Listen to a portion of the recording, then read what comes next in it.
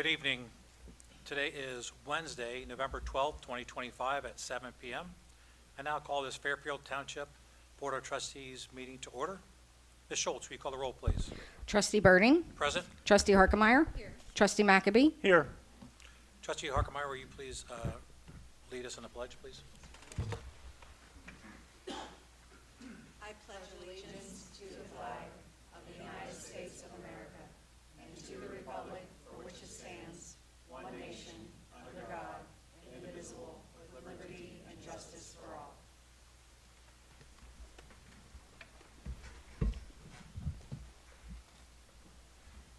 Thank you, Trustee Harkemeyer. Thank you all for coming out tonight. This is our regularly scheduled trustee meeting. If you came here tonight expecting us to discuss the proposed zoning application that was submitted on October 20th, that goes to the Zoning Commission first, and they hear the case and they send a recommendation to the trustees. So that item is not on the agenda to be discussed tonight, but thank you all for coming. If you were expecting us to discuss that, I'm sorry you're disappointed, or maybe you're not disappointed, but just wanted you to be aware that's not coming up on the agenda, okay? Just want to let everybody know that. And then anybody that does want to speak during the public. Of course, yeah, if you want to speak about it during the Needs to public comments. sign in at the back? Sure. Did everybody find the sheet? Okay. Great. Okay, the first item on the agenda is presentations, but there's no presentations tonight. So we'll move on to items for board discussion. Letter A is health insurance. Ms. Lepenzi? All right, I'm going to invite up our health broker, Lisa Stam, if I not speak tonight. She's going to go through the self-funding model with us for everyone so that we understand the difference between fully insured and self-insured insurance. Thank you, Kim. Good evening, members of the board, ladies and gentlemen. My name is Lisa Stam, and I am staff attorney and a consultant for Cheryl Morgan.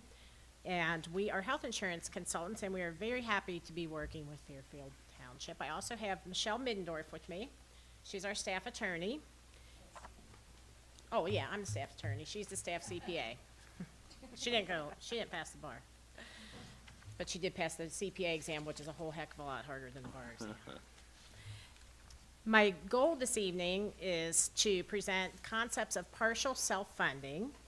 And before I start on that presentation, I just wanted to say that our goal in general as your health insurance consultants is to provide your employees with the very best possible benefits in a way that is sustainable for both the township and for your employees and their families. So that's our overarching goal. And self-insurance is a way that you can actually maintain benefits at an affordable cost in a way that you're not able to sometimes in the fully insured environment. So self-funding is not new. Employers have been self-funding their health plans for decades. In fact, Cheryl Morgan's oldest self-funded case goes back 40 years. It's the city of Newport, Kentucky. They have about 100 employees, and they've been self-funded for 4 decades. And our smallest public sector self-funded plan is 30 employees. Our largest is 3,500. So it can work for employers of all sizes. It's really just a different way of financing your health plan. And I'm going to walk through some of the mechanics. Why do I call it partial self-funding? If you were thinking about being purely self-funded, then all of the claims exposure would be on the township.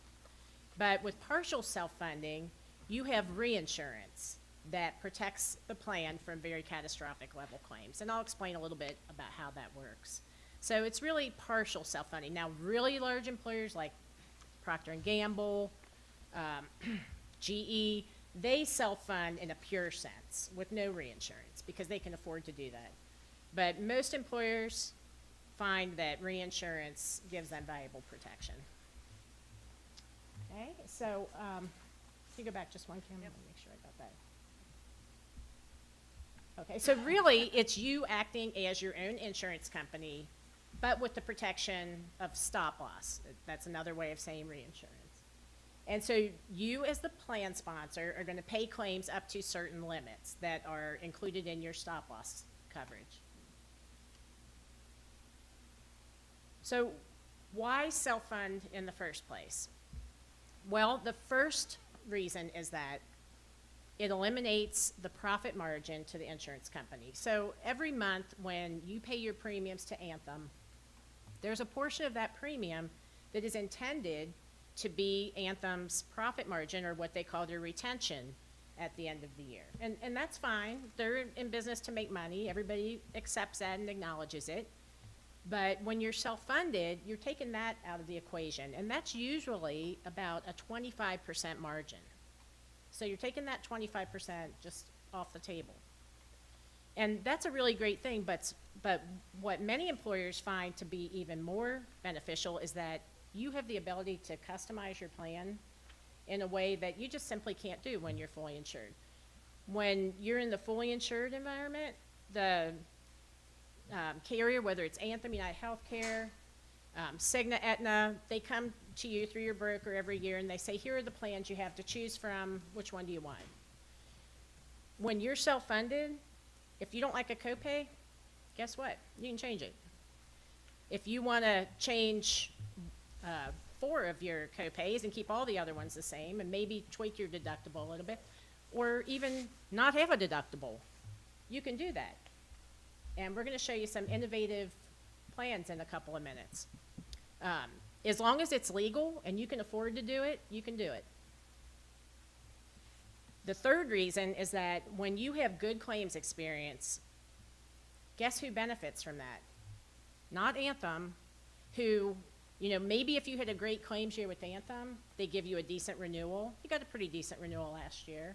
And the program that you're in now, ERC Benefits, gives you the potential to get back 10% of your premium if you have a really great plan year. But when you're self-funded, if you have a really great plan year, the money that you didn't pay for claims stays in your bank account, and you can use it for other things. So you are the direct beneficiary of that good claims experience. And you can do things to improve your claims experience when you're self-funded, with wellness, for example. That maybe that benefits you somewhat when you're fully insured, but it directly benefits you when you're sponsoring a self-funded health plan. Another really important reason for self-funding is that you have access to all your claims data. So at the size you are in the fully insured market, you don't get claims data. Maybe just a tiny little inkling of what your claims are as part of your renewal when they tell you what your loss ratio is. But when you're self-funded, you see it all on a de-identified basis. So HIPAA protects protected health information, and what the employer sees is aggregate data. And you can see what your cost drivers are. And maybe people are using the emergency room in a way that, you know, they probably shouldn't. Maybe they are using the emergency room as a primary care office. And, you know, maybe you can do something about your emergency room copay and your primary care copay that encourages people to utilize the plan more efficiently. So it's great to have the claims data. And then finally, at least less important reason for self-funding, but for some smaller employers, a bigger consideration after the Affordable Care Act was that by being self-funded, you're exempt from certain ACA provisions, in particular the essential health benefits package that small employers have to include in their fully insured plans. Okay, so those are the reasons why employers self-fund. And I brought some data from the SERB survey. So it's an annual survey that the State Employment Relations Board in Ohio does every year. And it's a survey of Ohio public employers, so cities, counties, and townships. And there are 2,000 plans surveyed. And of those 2,000 plans, 78%, almost 80%, were self-funded in 2025. And very significantly, the self-funded plans that were surveyed inflated at a lower rate on both a single and a family basis than the fully insured plans.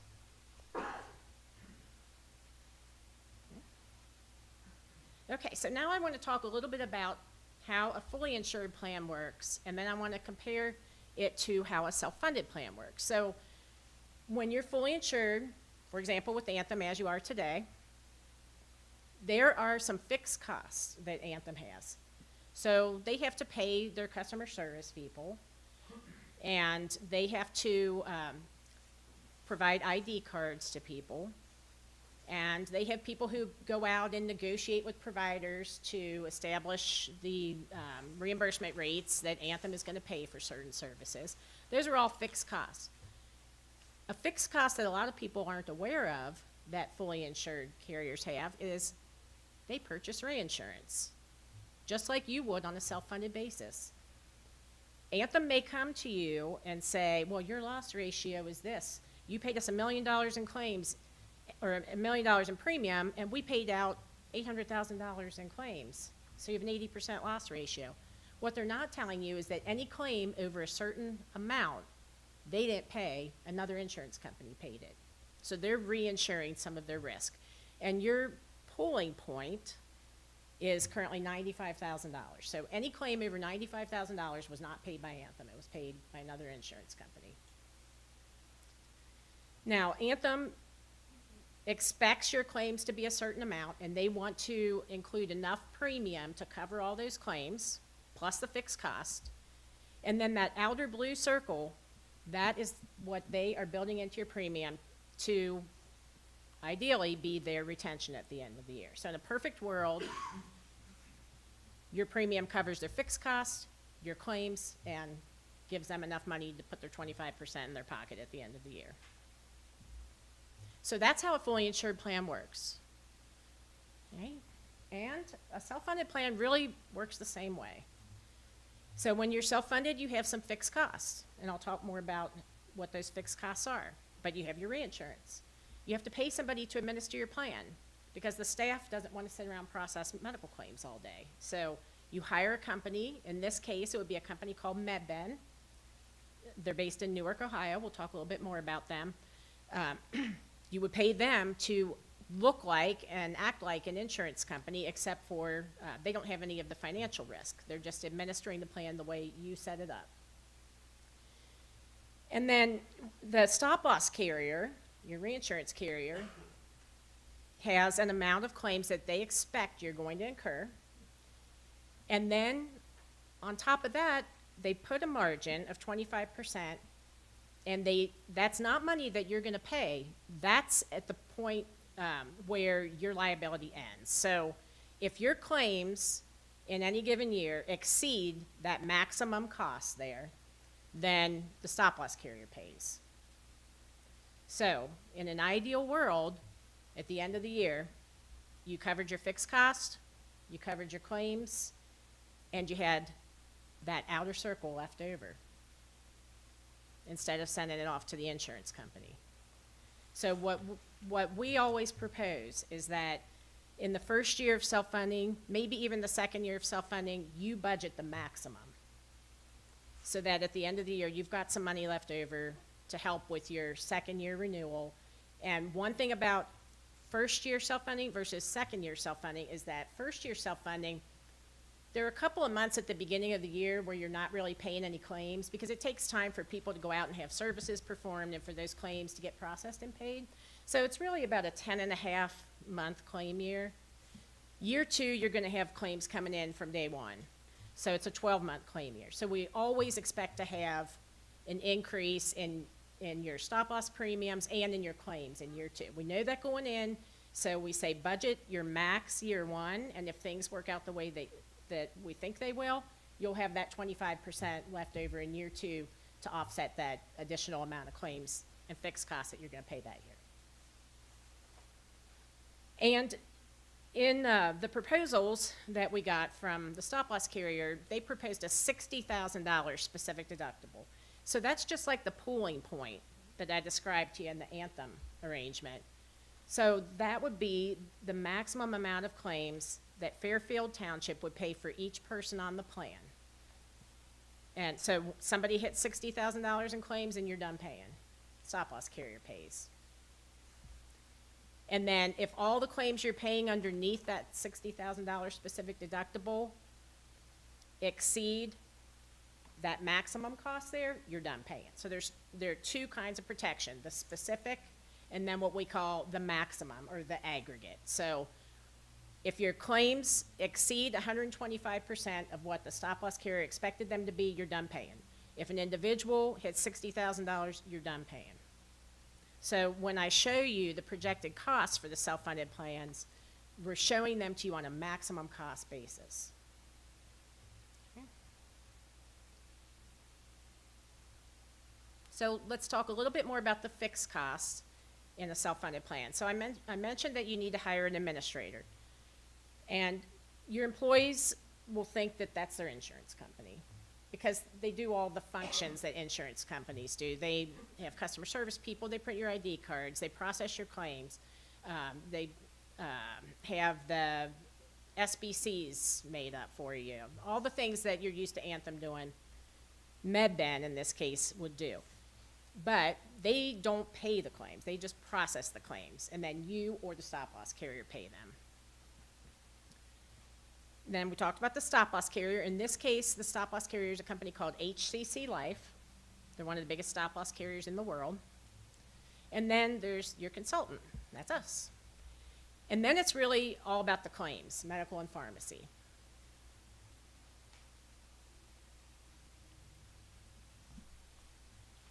Oh, okay. Yeah, we already talked about all that, so we can go on.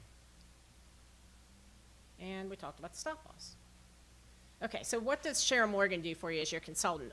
And we have a lot of fully insured plans too. Somebody else in my office helps me with the fully insured quotes, but when it comes to self-funding, we're a lot more involved on a day-to-day basis because there are a lot of moving parts. And this is, something that we've done for a long time, and we take it very seriously. We help you through the process of building your plan and managing your plan, making recommendations on plan design. If you don't like the plan designs that we've modeled, it's your plan. You can make changes to them. If it's something the stop-loss carrier is concerned about, they'll tell us what it's worth. We help place the stop-loss. So we go to a lot of carriers every year. MedBen, as your third-party administrator, would also go to a number of carriers, and then we bring all the quotes together. We figure out which ones look the best. We leverage them against each other, and we come up with the very best possible deal. You can change stop-loss carriers. Nobody ever knows the difference. It's not something that your employees ever see. It's all behind-the-scenes financial protection for the plan. It's not like the pain you go through when you change from UnitedHealthcare to Anthem or from Humana to Anthem. It's all invisible to the employees. We help you evaluate your vendors. So MedBen's not the only third-party administrator. They happen to bring the best quote. And we do have a significant amount of business with MedBen, and they do a really good job. They're a very skilled TPA. And we help you select your pharmacy benefit manager. We could talk literally for hours and hours about all the hidden money in the pharmacy universe and ways that we find those hidden margins and try to get them out of your plan. So you've probably been hearing a lot about pharmacy benefit managers in the news. They're not all created equal. Some are better at hiding money than others. Some are better at being transparent than others. And we have brought a fully transparent pharmacy benefit manager to the table called Ventegra. We help you with budgeting. So instead of getting your renewal, a month or two before your new plan year goes into effect, we're able to tell you 6 months out what you should budget next year. We can go out further than that if you need us to. It's just that the closer we get to renewal, the more claims data we have, the more scientific we're able to be. But, we're pretty good at projecting out into the future with health plans. Compliance, I said before, if it's legal and you can afford to do it, you can do it. We help you determine if it's legal. And there are a lot of areas of compliance that you need to be aware of, not just with self-funding, with fully insured also, but you want to make sure you have all your ducks in a row on both a federal and a state level. And then if you have claims issues and you're not able to get them resolved with MedBen, we have a customer service director in our office who can kind of escalate things. So that's another thing that we can help with as your consultant.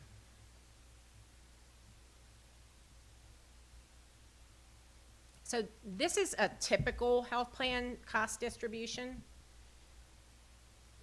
About 9 times out of 10, this is what we see.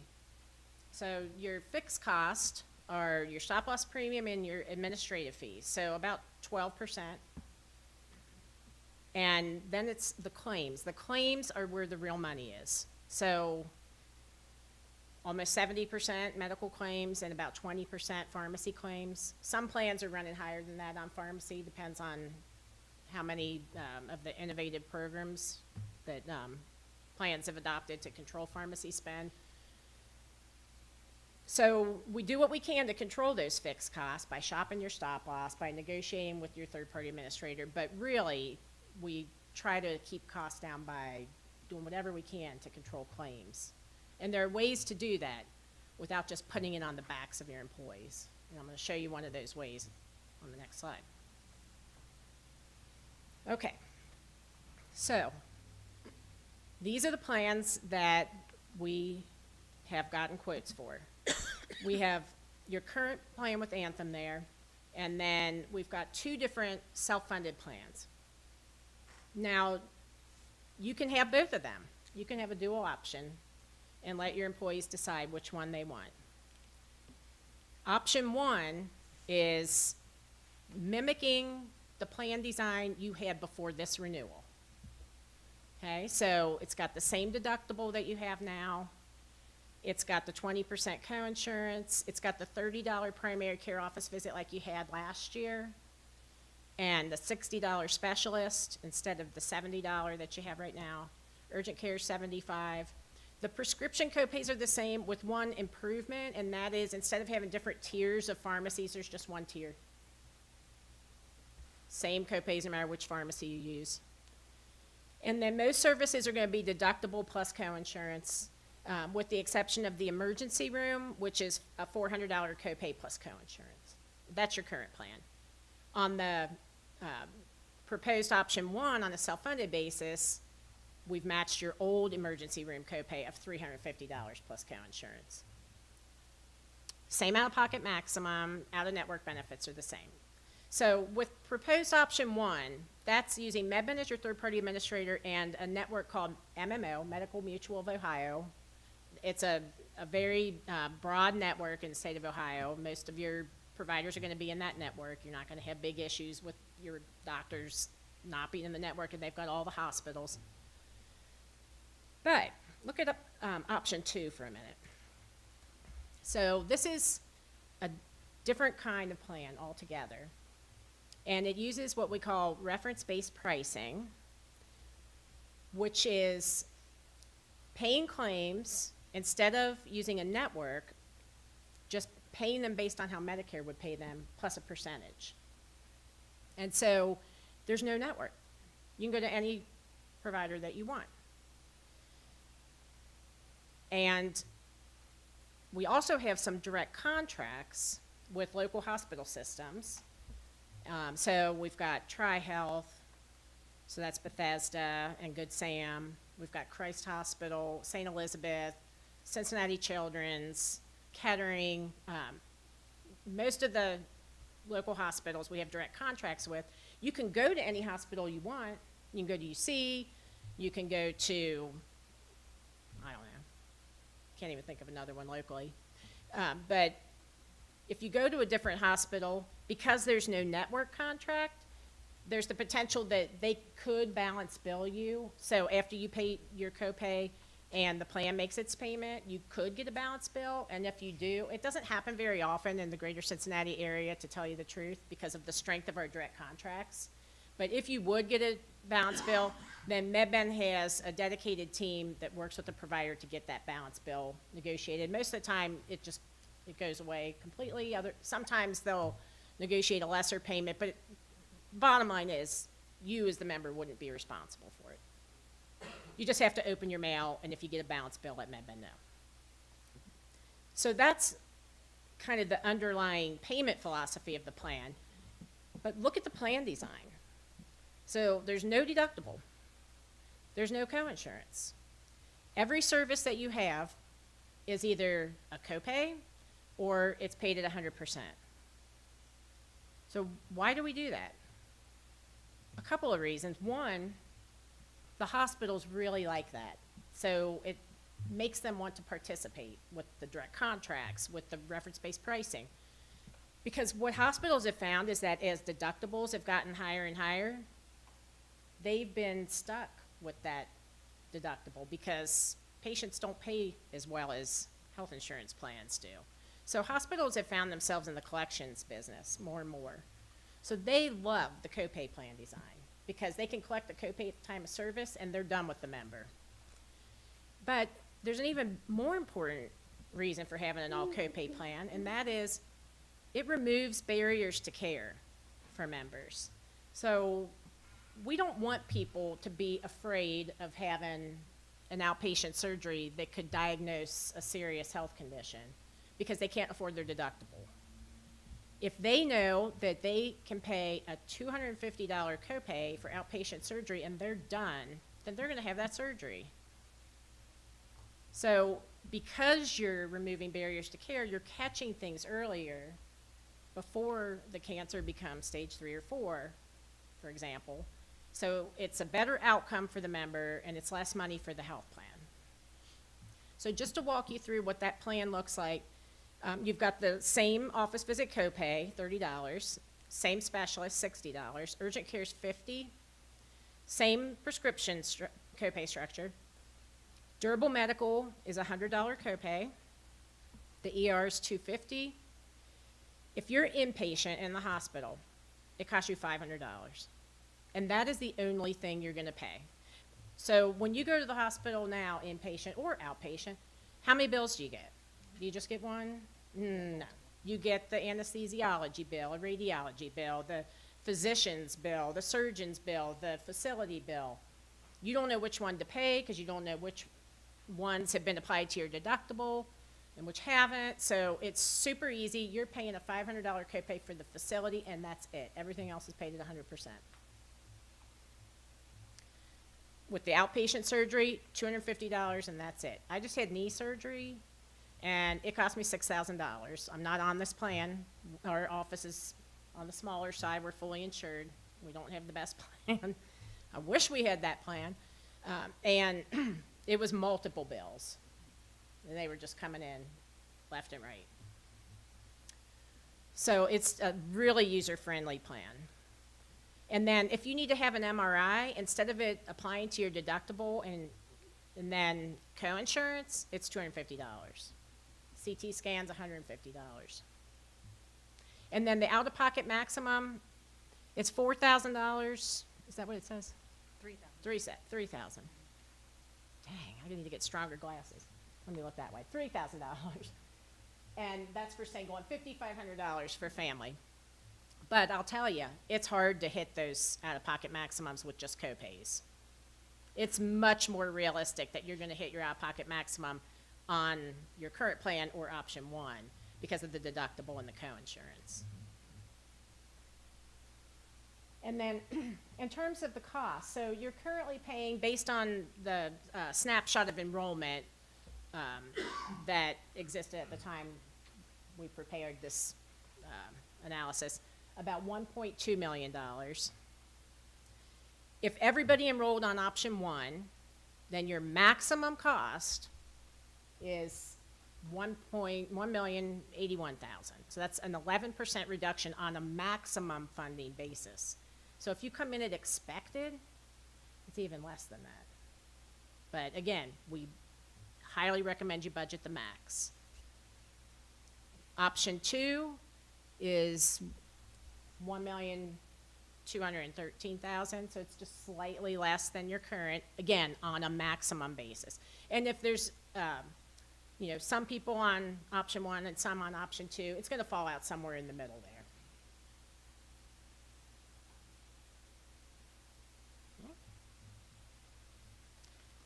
That is my presentation, and I am happy to answer any and all questions that you might have. Questions from the board?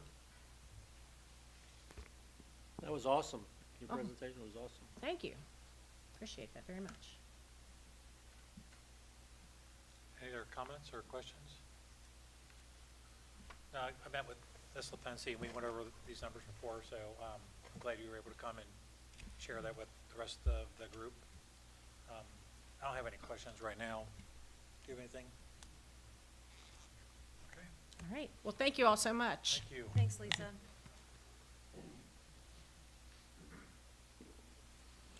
Okay, the next item on our agenda is the 2025 budget. Ms. LaPensi?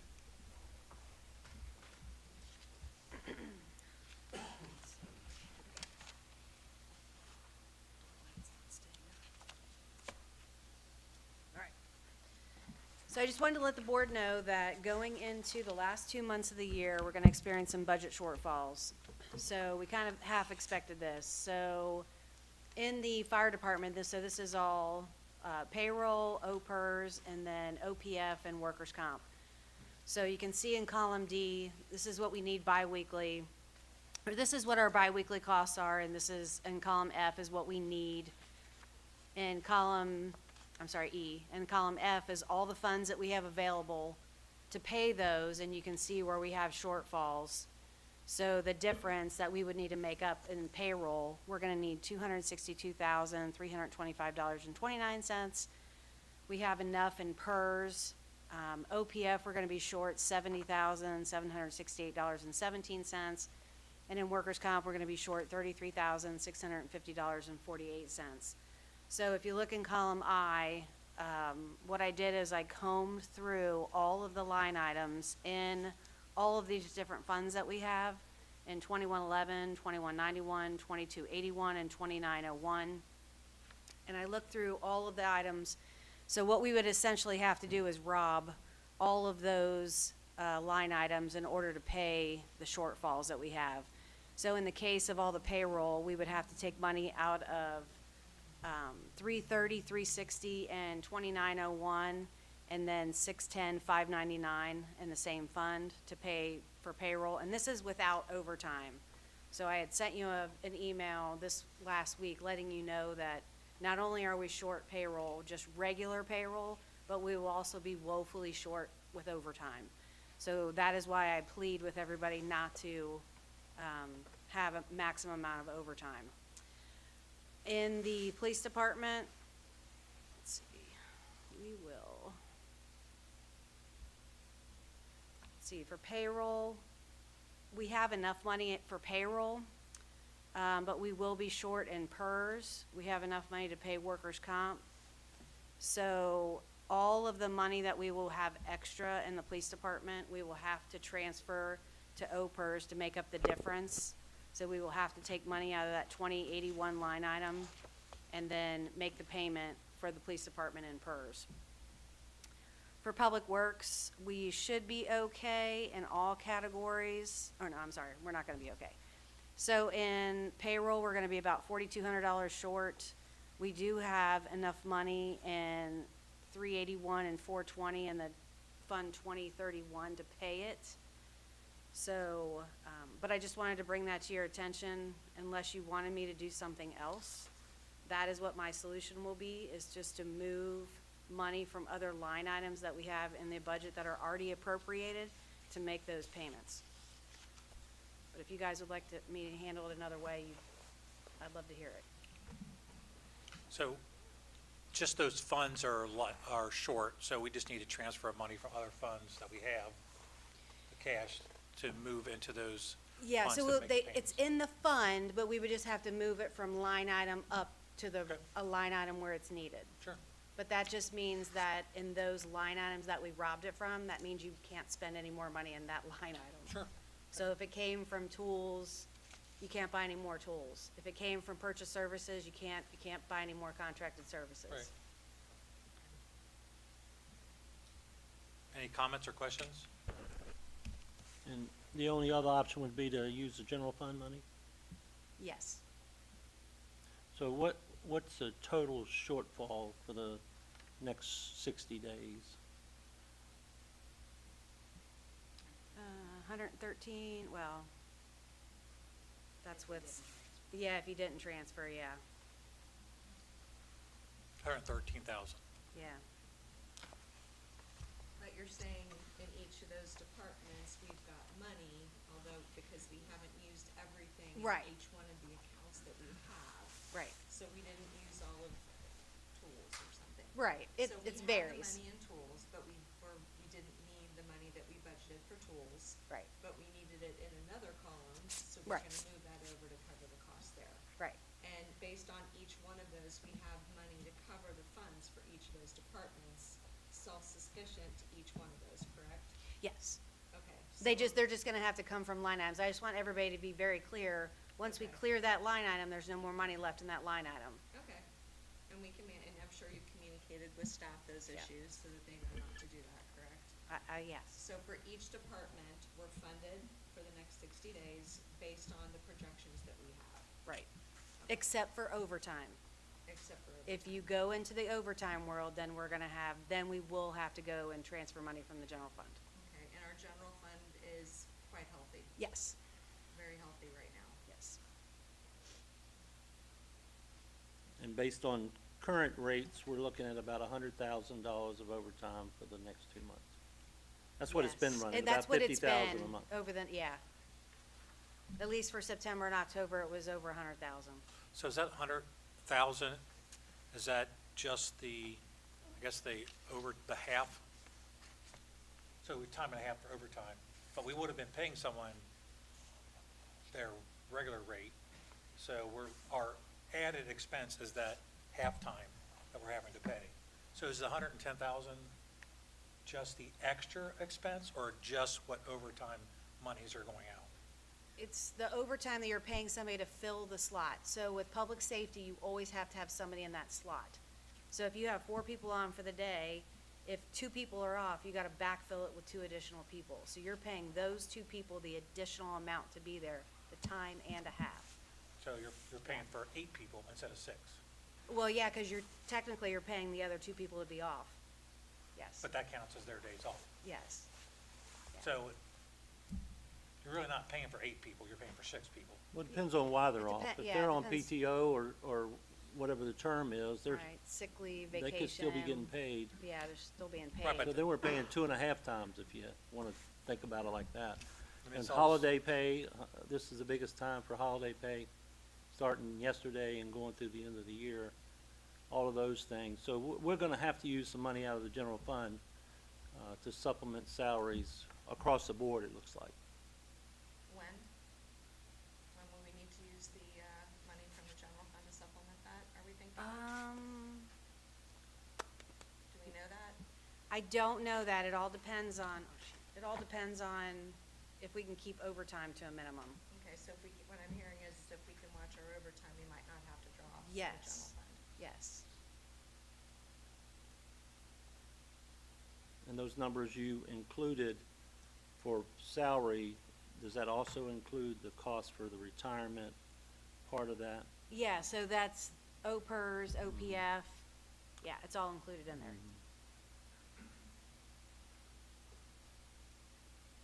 So do you need us to say Is that- yes, transfer those from those funds, or? Yeah, you if just it's do that? okay if I proceed in that manner. If you want me to proceed a different way, then I'm open to suggestions. No, I think it makes sense to use what we have, and Okay. we haven't spent the money to put it where we have. Right. where we Okay, have I just want to make sure you expenses. guys are okay with It's the that. same color as the money in the general fund, but we're all in agreement on that, to empty those accounts first, and then go get the rest of it from the general fund. Okay.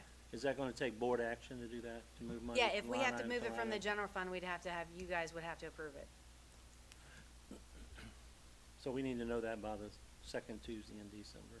Yes. Yes. Or we could have a special meeting if we had to. Okay, thank you. Next item? Right, next item is the 2026 budget. So what I did is I kind of prepared some slides. I've been giving you guys the big sheets, but everybody hates the big sheets, so I'll just go off these really small ones that I made, so then the audience can see it too. So for can't speak tonight. For those of you that do not understand township accounting, we use what's called fund accounting. So the township has multiple funds that it uses to make up a budget. So, and every single item is separate. So we have the general fund, for instance. It's a general operating fund. It funds administration. It funds, like my position, the trustees' salaries, finance, zoning, that kind of stuff. So, and then we collect about .29 mils. Okay. Yeah. We get about 0.29 mils in, under the 10 mil limit, so the inside millage.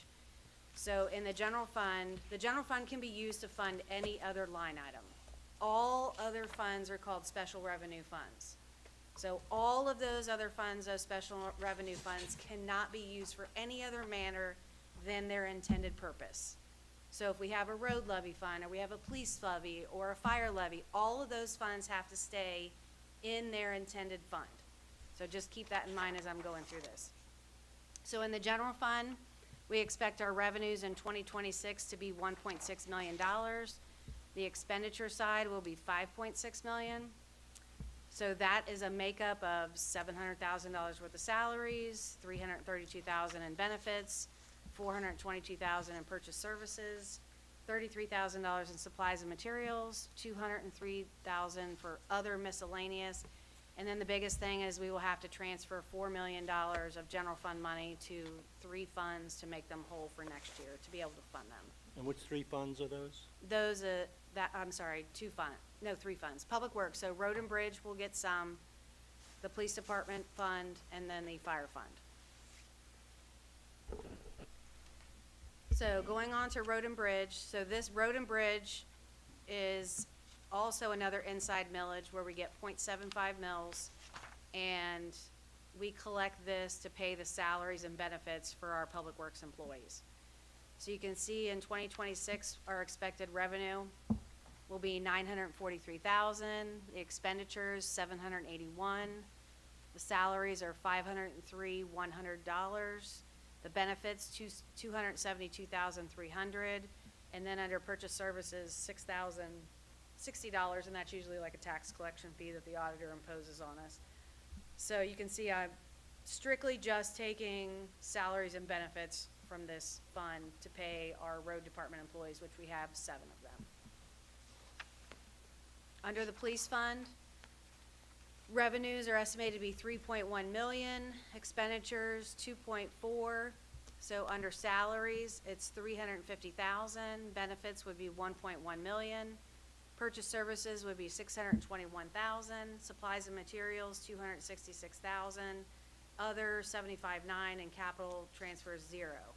So a lot of people are probably doing the math and going, okay, if the revenues are going to be 3.1 and the expenditures are only going to be 2.4, why are you doing that? Well, the reason is because right now, like I just told you, in 2025, we're going to be out of money by the end of the year. So the problem is with fund accounting, you only get money twice a year.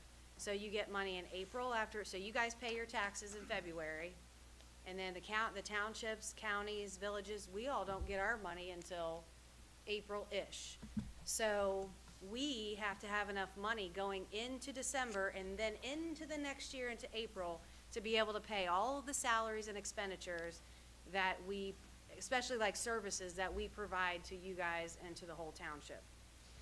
So that is why I'm trying to get enough revenue in there, cut some of the expenditures off so that we have enough money, and we have enough money in carryover going into 27 that we'll be able to fund the first 4 months of our services.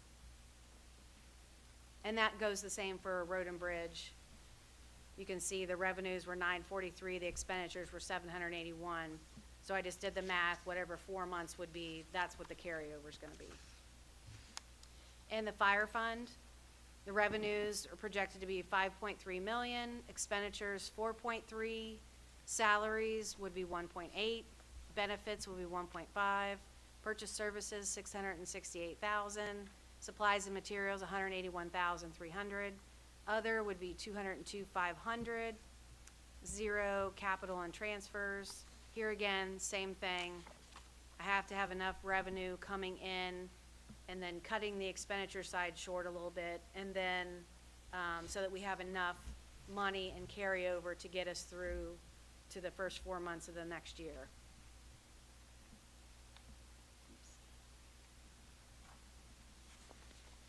So, oh shoot, can't even see it. Well, the chief prepared a little thing to go over his fire fund and kind of explain what he spends the money on in his department. Did you bring your little sheet? If not, I can, okay. Let Let me see if I can bring up my email. I can't either. Sorry. Find my email. I want to apologize to the crowd. I'm experiencing some upset stomach today, so I'm sorry. I'd excuse myself for a minute. I do apologize. Kim, I've got it elsewhere. I'll just wing it.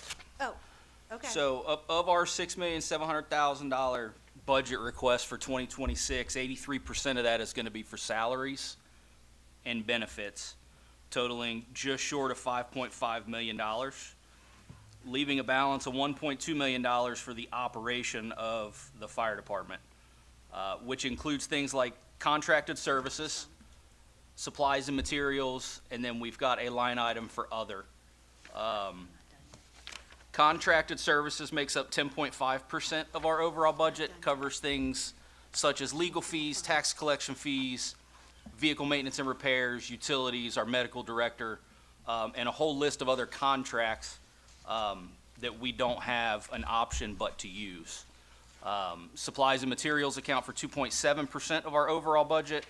That pays for things such as office supplies, cleaning supplies, and the biggest expense out of that is our EMS supplies for our paramedic service that we provide. The other line item under those accounts accounts for 3.8% of our overall budget, and that line item provides for things such as IT-related expenses, such as our reporting software, T-Mobile, Altafiber, and things like that.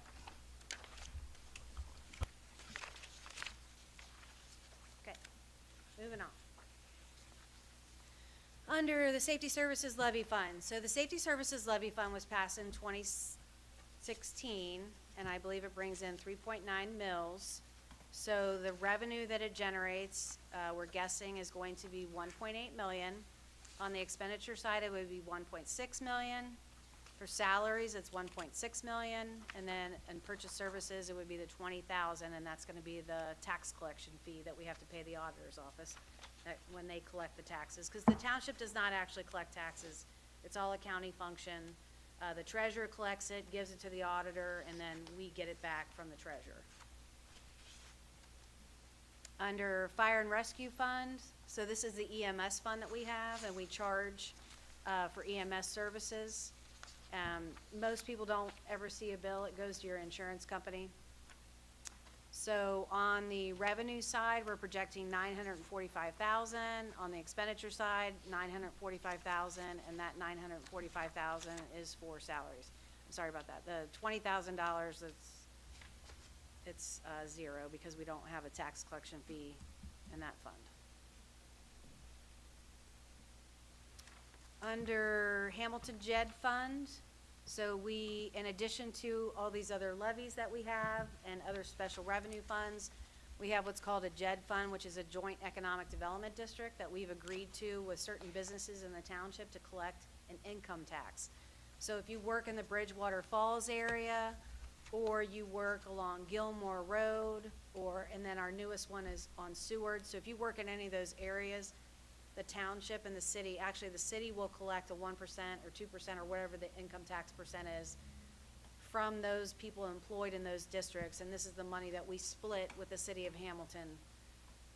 So on the revenue side, we project 792,000. On the expenditure side, 2.1 million. The 2.1 million is for salaries and miscellaneous purchase services. So under tax increment financing funds, we also have numerous TIF accounts. So you can see on the slide that we have 4. We have Story Point, which is the area on Gilmore Road where the Story Point Nursing Home is. We also have one on Princeton Road. We have one on Seward, and then we have the Bridgewater Falls area. So, which I think is the other side, like across from Renard's. Starbucks, yeah, that in that area.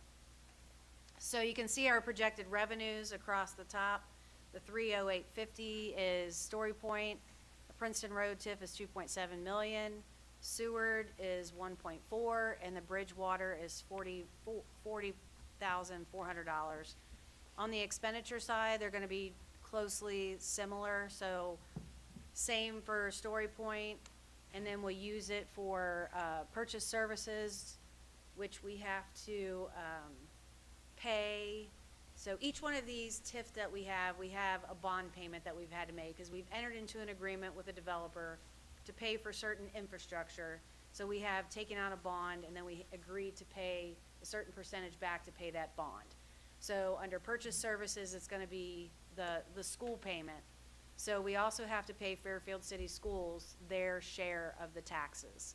So in some instances, we've agreed to a 25% reimbursement. In other instances, we've agreed to the 62.3%, which is their normal collection rate.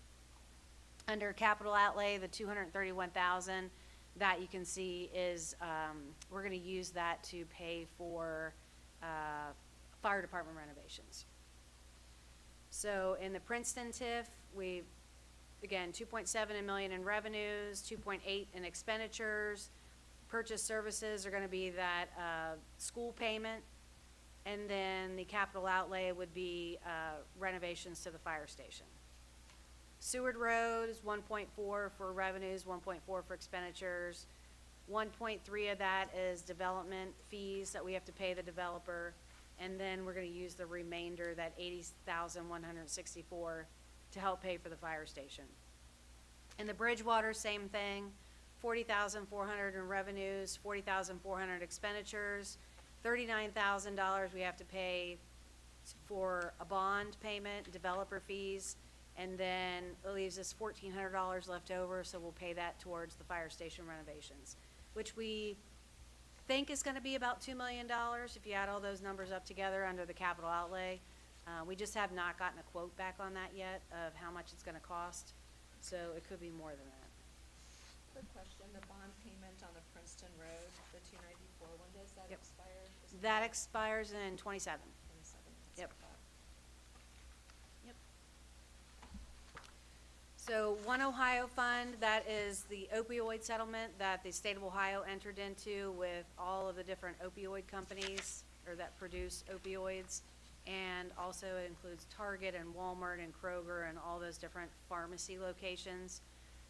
So it's kind of hit or miss the money we get. This year we expect, or next year we think we're gonna get about 65,000. On the expenditure side, 38,000. That 38,000 will be for purchase services, and I believe we're gonna earmark that to pay for our flock cameras that we have. And then, the $10,000 that we've been making a $10,000 donation to, the Community Foundation, which is, what's the name of the drug? Drug Coalition, which is part of Fairfield Schools. And I think it's important to note that those are somewhat restricted funds. Yes. We can't necessarily use those where we would most need them, say in salaries. Right. But we have to use them for what they're allocated for, Right. or what they can be used for legally. Yeah, so remember that statement I made at the very beginning where I said special revenue funds are earmarked for very special things? This is one of them too, so. There's a lot of restrictions Yeah. about what we can and can't do with the money that we have. So, under residential incentive fund, so this is our RID. So this also was it works exactly like a TIF district does, but then we can use this money to pay for road paving, which we have been doing last year. I don't think we used it before that, but last year we chose to use it for paving. We had budgeted 1.2, but luckily that our paving came in around 800,000 this year, so we're very glad for that, so that we'll have a lot left over for future use. But we're thinking $328,000 for revenue on the expenditure side, $375,000, and that's all for road paving. So that will be for a certain number of streets that the trustees will talk about later in the meeting. And then it also have to do with retrace, which is like the road striping that you see, the yellow and the white lines. So just so everybody understands, I know fund accounting is a very difficult thing to comprehend, and especially the way we do our budget here, it's kind of complicated and hard for people to follow. But the police department has about 30 employees, and their total budget is about $5.5 million. So, but it's made up of all different kinds of funds. So like I alluded to before with the police fund, we have a police levy fund, then they also get a certain portion of the safety services levy, and then they get a portion of the JED funds, which makes up all of those totals. And you can see that that's kind of a breakdown. This is just on the revenue side, what we get in revenues. So under fire, it's the same exact thing. So we get money in the fire fund under the fire levy. We get money in the EMS fund, which is all the transports and the fees that we charge. We get money in our safety services levy fund that we split. Oh, that's wrong. In the JED fund, they also get money out of the JED fund. Same thing for Public Works. Public Works is a little bit different, so they get money out of the Road and Bridge Fund, like I said, and then they also get money out of the JED Fund, but then they also have other special revenue funds that can only be used for capital improvements. So the Motor Vehicle License Fund is one of those funds. So when you guys go to renew your driver's license, every time you renew your driver's license and your plates, the township gets a very small portion of that money. And I say very small, I mean very small. So you can see with fees, we only get about $40,000. And I don't really know how many licensed drivers or people that we have in the township. I know that we have over 20,000 people in residence, but I think we get like $1.50 for every driver's license, and then we get 30% of all of the license plate fees. And then under the gas tax, so gas tax money, you pay that when you go to the pump and you fill up. So you know all the taxes that you pay. Well, the townships collectively only get 5% of all of the gas tax money across the state of Ohio. So out of 1,308 townships, we get 5%, and it's only based on your road mileage. So based on our road mileage and that 5% that I told you about, we get $361,000 a year out of gas tax. So then we also get what's called a permissive motor vehicle tax. So, and this is when you go to renew your license plate fees, there is a $5 license plate fee that has been added on by the county. And then the county shares 30% of that revenue with the townships. So that's what that permissive motor vehicle license tax is, that's $74,740. And then you can see down here, the total is about 2.2 million by the time you add in all the different revenue sources. So this is just a comparison of all our salaries and benefits. So this just looks at the general fund and all of our different funds and all our salaries and benefits. So you can see across the board that, let's see, I think it's it's 8 million, yeah.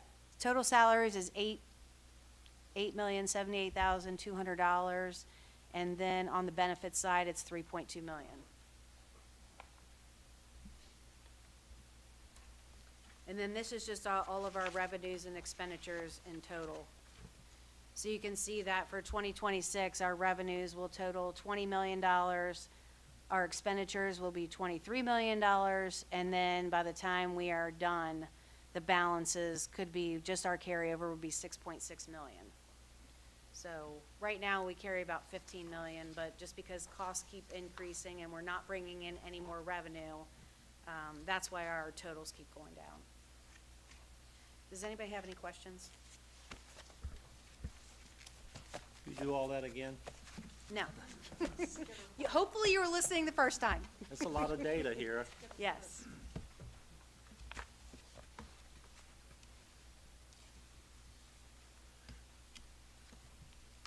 Any questions, comments? Okay. Thank you all for bearing with me this evening. We're going to move into communication. This is the portion of the meeting where you, the residents of Fairfield Township, are invited to share your thoughts with the board. Please know that this time has been set aside from the board to listen to you. Your comments are valued and will be taken into careful consideration. The board will not engage and dialogue at this time, and presentations are limited to 3 minutes each. Before we get started, I do want to let you know that staff has arranged to move the zoning commission meeting from this location to Swoka, which is just across the street in the Butler Tech main campus. And that, I'll give you that address right now. That address is 3611 Hamilton Middletown Road. So that's directly across in the main Butler Tech campus parking lot. And from here, it's at the far end of the parking lot if you entered on Milliken. If you came in off of Route 4, you would turn left at the main building and continue left, and that driveway runs into the Swoka building. So that's where that meeting will be held on the 19th to accommodate more people that wanted to attend that meeting. Okay? I'll repeat that at the end of the evening, but I want everybody to know that now, in case after your comments you wanted to leave. I wanted to make sure you had that information. So that's from Route 4, that's the first building you get to? No, from Route 4, it's actually the third building you would get to. So the main high school building is there, then Central Office, which is a polling location, and behind Central Office is Swoka. It's a standalone building. They have a nice big meeting room, and that's where it's going to be. Maybe we can try to have some signs put up to direct people there, but that is where that meeting will take place. Do we know how large it is, how many people it will accommodate? At least 75, but he's gonna make accommodations to probably more, yeah. Fire code 150? Yeah, we're gonna inspect it tomorrow with the fire inspector. And so anything that you would say tonight, I would, if you're concerned, make sure you go to that meeting next week. Because right now, this board isn't weighing in on that. We're not voting on anything right now. But the zoning board will be taking those comments into consideration. So we're happy to listen to you now, no problem. But make sure that you attend that meeting next week and share your thoughts there. And you probably already heard, but after that discussion next week and their vote up or down, however that goes, then it comes to this board, okay? And then we advertise a public hearing, and it's all set up by statute, how many days and those types of things. And then we would have our own public hearing, and then we have a certain period of time after that to make our decision. That's the process. Okay, the first person on the sign-up sheet is Joshua Berger. Please come up to the microphone and state your name and address for the record. And you have 3 minutes, please. Yep, Joshua Berger, 5993 Lakewood Drive. Members of the board and trustees and fellow residents, my name is Josh Berger, and I'm here today to voice my opposition to the preliminary PUD plan 25-2C, the Villas Indian Trace. This plan, as presented, falls short of the upholding the principles and standards outlined in our Fairfield Township Vision Plan, as you probably know very well, zoning resolution, and access management manual. My concerns, along with all of those in attendance, span community character, traffic impact, and adherence to township regulations. The Fairfield Township Plan emphasizes a balance between rural atmosphere and suburban character. The proposed density of 3 units per acre and a minimum lot size of 6,000 square feet threatens to undermine the current balance in the Lakewood subdivision, as you may know, which is a current half acre or more, a lot of plots bigger than a half acre. This potentially introduces a more intense development pattern that is appropriate for area and is not harmonious with current use of outlined in the vision plan, which has been in place for years. The proposed PUD would be surrounded by the current R1 subdivision, as you know, completely surrounded. It's crucial to evaluate whether the proposed PUD's use and design of standards are truly compatible with those districts as required with zoning resolution in this board. I'd like to request a study conducted. That's nice. Appreciate that. Conducted by the zoning board to evaluate the compatibility of placing an R-PUD dead smack in the middle of an existing and thriving R1 community. While the plan incorporates 37% of open space as required, less than that's 25, the quality of that open space is very questionable. The proposed dog park is the same type of dog park that is located at the newly developed Walden Springs, as you probably know, which consists of a tiny fenced-in yard deemed a waste of space by current residents that I know and spoke with there. Is this green space actually going to be usable, accessible, and designed to enhance the community, or is it simply a fragmented and unusable land left over after development? The vision plan stresses that open spaces should contribute to a high quality of human interaction. The vision plan, does this layout connect our neighbors, or did Mr. Dixon simply check a box and meet a requirement? Probably so. The plan lacks a detailed traffic impact analysis, which I would like to request along with all of the members of our community. This increase in traffic, especially during peak hours in the morning and in the evenings, going to school and work, poses a significant threat to safety and major congestions at the proposed intersections of Oak Springs, Indian Trace, and Tyler Point, which is a key priority of the Access Management Manual. The location and design of the access points onto the existing roads is critical. Right now, there's only 2 points of ingress and egress for this new development. With at least 50 cars, that would be 1 car per household, probably more like 100 additional vehicles moving through the neighborhood during peak hours. It would take a traffic light in the middle of a neighborhood, not a stop sign, to get cars flowing through during peak hours. The PUD proposal in place will do undue burden on township resources, like we just talked about today. You guys are short on money all the time. Everything's costs are going up, less money in the account, such as schools, emergency services, infrastructure. Vision plan was designed to bring revenue to the township, not detract from services in our township that are already under current burden. This would be 50 additional dwellings the fire department has to account for, in addition to 50 to 100 children that we'd have to put into schools that are slightly overcrowded at this point for Fairfield City. It simply does not make sense to add a high-density development to bring more burden to our schools and public resources at this point in time.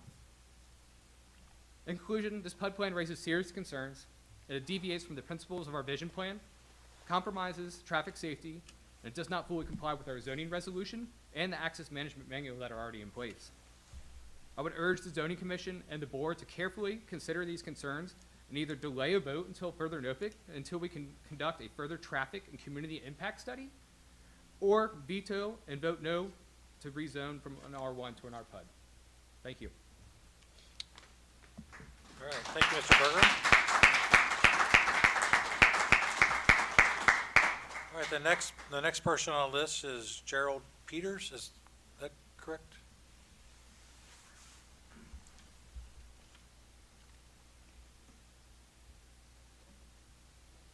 Gerald Peters, 3541 Dawn Drive, Fairfield Township. I've found out that rain we had in April, our Butler County sewer system cannot handle any more traffic in that area. In my house, I have water alarms and a walkout basement. I'm sure everyone remembers that fairly heavy rain. My water alarms went off. My wife and I went down. The sewer, raw human sewer, was coming up my emergency vent that's usually around your furnace. Okay, it's a 2-inch diameter. It was coming up probably 6 to 8 inches. And luckily we had water alarms with a walkout basement. My wife and I stayed up 24 hours fighting that, starting around 10 o'clock. I just underwent open heart surgery before that. Okay, I'm in my 70s, and that was pretty tough. Anyway, got Butler County out there. His fix was pretty good. You get on Amazon, you buy you a 4-inch plug, shove it up your sewer line till it's outside your house, inflate it to 30 inches, okay, and it'll block that coming off. See, if you go down 3541, I'm a little bit lower than the road. If this sewer system, you put more people in there, people like me are going to pay a horrible price, okay? Because water is pretty powerful, okay? You try and block it, it's coming to the weak point, and it'll come up, and I don't know how many other people, I think the people to my left is a little bit lower, and they got flooded also. It's just lucky I had water alarms with a walkout basement. And I caught it. We got lucky enough to know what to do, filled up containers full of, a pump-up sprayer, what you use in your lawn, 1/3 bleach, 2/3 water. Like I said, I stayed up more than 24 hours spraying stuff down, throwing stuff out. I didn't have to file an insurance claim, but got someone from Butler County out there, and I asked him a loaded question he could not answer. I asked him, They are building probably 100 homes within a 10-mile radius. How is your Butler County sewer system going to handle that traffic? He couldn't answer that. And that's all I got to say. Thank you, Mr. Peters.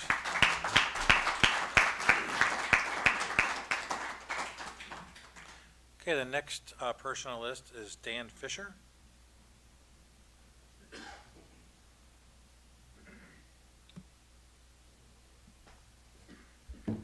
Thank you, guys. Appreciate it. Dan Fisher, 6179 Spring Lake Drive of Woods of Lakewood.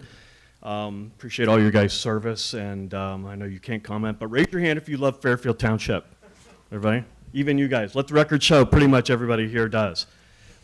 Raise your hand if you live in the neighborhood in question, which is Lakewood, Woods of Lakewood, Indian Trace. Okay. Raise your hand if you loved accelerated deterioration of the neighborhood. Let the record show nobody in this room at all wants accelerated deterioration of a neighborhood. This is one neighborhood over here. This is not three neighborhoods, one neighborhood. The plan in question is smack dab in the middle of this neighborhood. What we're talking about is putting homes that are a fraction of the size, a fraction of the value, and a very, very small fraction of the aesthetic value in the middle of one of the nicest neighborhoods in Fairfield Township. And I can tell you, I've lived there 20 plus years with my wife Jackie and my kids, so a lot of people here. I can't tell you how many people have moved to this neighborhood from out of state and other places. They found this neighborhood. They wouldn't be in Fairfield Township if we didn't like this neighborhood and keep it up. And I can promise you, if you put this abomination in the middle of it, that's going to change that. What are we going to do to attract people to that neighborhood in 20 years when these plastic tiny duplexes are deteriorating faster than the brick homes that surround them and the aesthetics neighborhood of the whole neighborhood? I know that Don Dixon is a good person. I've met him. He's done a ton for this community. He always will, very well thought of. So there's no insinuation, that there's negativity there or with any of you. But honestly, unintentionally, he's put you guys, if this gets past the zoning committee, he's put you guys in a bad spot. Really bad spot. It's not fair because, do you choose between the hundreds of families, concerns, and issues that love this neighborhood and love Fairfield Township and don't want to move and do everything they can to be in this neighborhood over the concerns of one person who presumably the interest is it's more profitable to put as many people in little dinky plastic houses in there as he can stuff? And, I might try to do it too, but if you've got to change the zoning in order to do that, that's a red flag, number one. I promise you this is a tiny fraction of the people who are really upset about this, and it puts you in a bad spot. Now you've got to make a decision of the interests of hundreds of people that have to live with the decision, or one person. And where does Don live in is it Lakewood or Woods of Lakewood, or no? Is he in Fairfield Township? He doesn't live in Fairfield Township at all.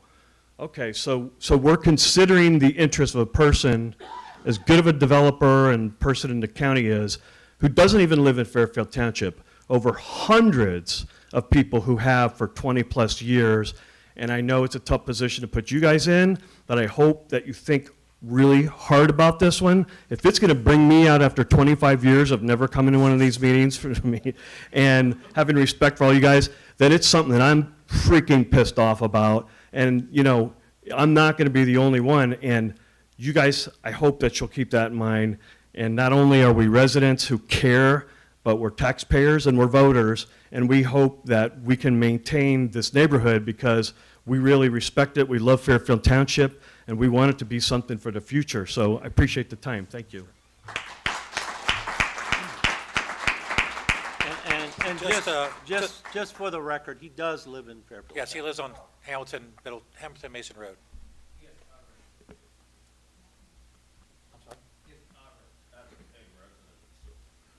Well, okay, so our next speaker, I'm sorry, I'm having trouble, Scott, right? Spate? Yes. I'm sorry, I just can't read your handwriting, I apologize. Well, I should have been a doctor. Or a pharmacist. Name is Scott Spate, 6139 Spring Lake Drive.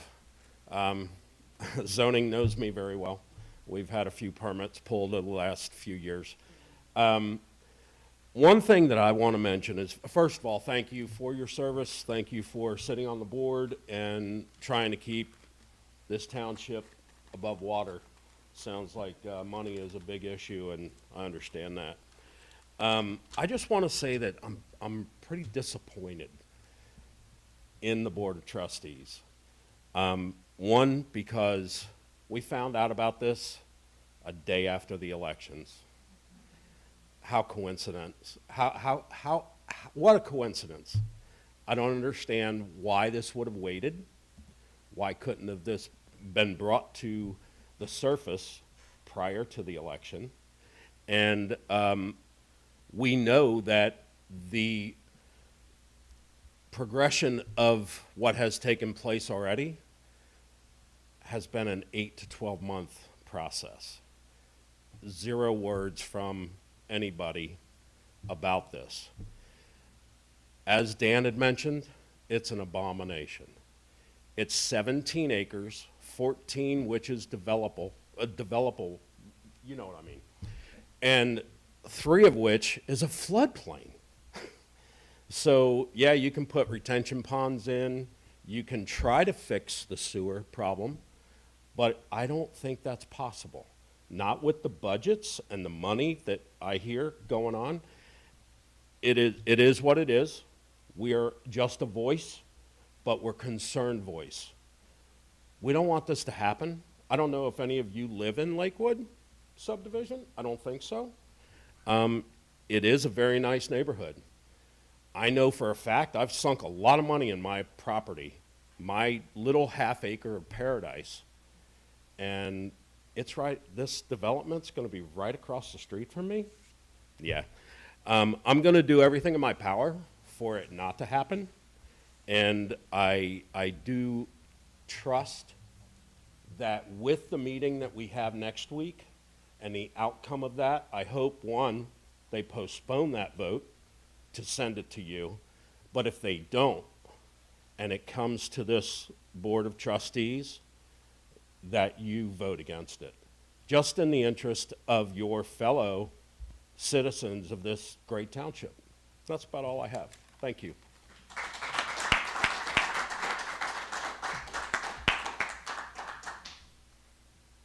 My only comment to that was, we found out about this zoning, I found out about it the night of Wednesday evening. And I found out from a friend of mine that lives in Lakewood. And so the trustees still haven't really officially received this case yet because it goes to the zoning commission first. Then once they rule on it, then we get the packet and what their ruling was. May I ask a question? Yes, you may. How are there signatures of these trustees on a permit to introduce this zoning change? My signature is no on anything. It's not a permit, it was on the letter, the form letter that goes out on our behalf. Misspoke. Yeah. Yeah, on our behalf. On It the goes- notification letter. Notification letter that was mailed on, That's on the letterhead. That's a letterhead form. we have not received this case yet as the trustees. So you guys knew nothing about what they wanted to do in zoning prior to 2 weeks ago? They filed the application on the 20th of October, which is the last day that they could file it on and get on the November docket with the zoning commission. And And I typically, had we don't, somebody call me and ask Yeah. me about it. And I said, typically, "Well, I'll we find don't out hear tomorrow." about the zoning cases until it gets to the zoning commission and they have a case. We don't hear about it. Now, typically, it's not this, not controversial, well, I guess controversial. A lot of people are interested in it. Most are very minor changes, and so we hear about it after their meeting, and it's put into our meeting packet for the next month. And that's when we get the information. It's typically not something that we hear about. But because it affects so many people, and we all have a lot of friends that live back in the Lakewood area, those friends were calling us and we're like, we have no idea what you're talking about. I went to Facebook and found out where it was officially. And so, and then I called staff and I was driving to Columbus, and I just called staff and said, hey, tell me what's going on with this. And that's as much information as I have. Okay. And I was informed by a friend in your community that the same thing. That's not atypical. That's truly what does happen. Once it goes to the zoning commission is when, and they make a recommendation, that's when we officially gets the packet.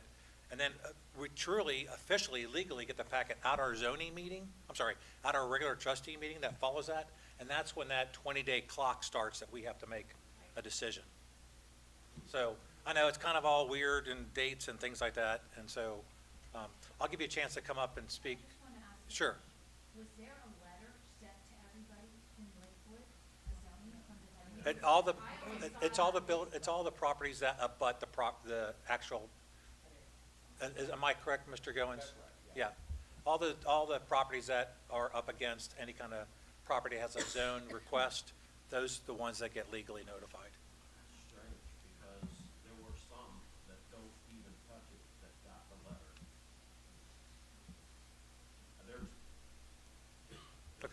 Yeah, It is what it is. sure. But thank you for speaking. Thank you, I appreciate you Sure. letting me ask a question. Yeah.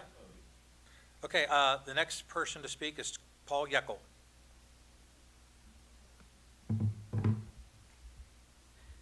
Thank you very much, Paul Yeckel, 7856 Bridgewater Lane. And I want to thank the four eloquent speakers that spoke before me. I live in the non-Lakewood part of Fairfield Township, which is a part of the township.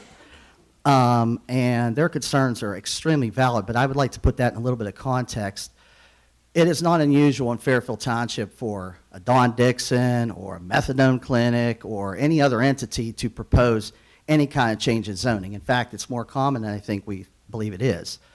Over the years, the township's been proposed with apartment buildings, halfway houses, all kinds of development, which is not in the best interest of the township. And over the years, the trustee board has been consistent in pushing back against that.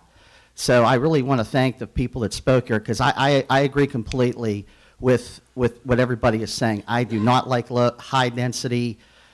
This development, when I saw it, I shuddered. And I don't live in Lakewood, but just the impact that it could, and I know he's marketing it, if I'm not understanding, it's like senior villas or something like that, but that could change on a dime. And we know things happen, ownership changes, and yada, yada. But that's not really why I came up here to speak tonight. I spoke for the first hour. We heard about the insurance and the township administrator's budget presentation. And within the next couple of years, the township's going to have to come to people for more money, whether they like it or not. And I know Fairfield Township, I've lived here 20 years. We have a reputation of being thrifty, to say the least. We try to stretch the township throughout the years that I've lived here, has tried to stretch a dollar. So far, the dollar bill breaks. And, you know, when we get a snowfall, Mr. Bennett's crew's out there with that sweet sound of that plow. They're experienced people that know the township. Chief Chabali's police force, they're professionals. And we go to parks, administration, the people that work here. These are top-notch employees. And the fear that I have, if we get to a point where we're down to like our last nickel and we're asking people for levies and things like that, just knowing the reputation of Fairfield Township, we're going to have a crisis in terms of personnel. So the only thing that I would challenge the trustees going forward a little bit when we're taking a look at budgets is to ask for the money sooner rather than later.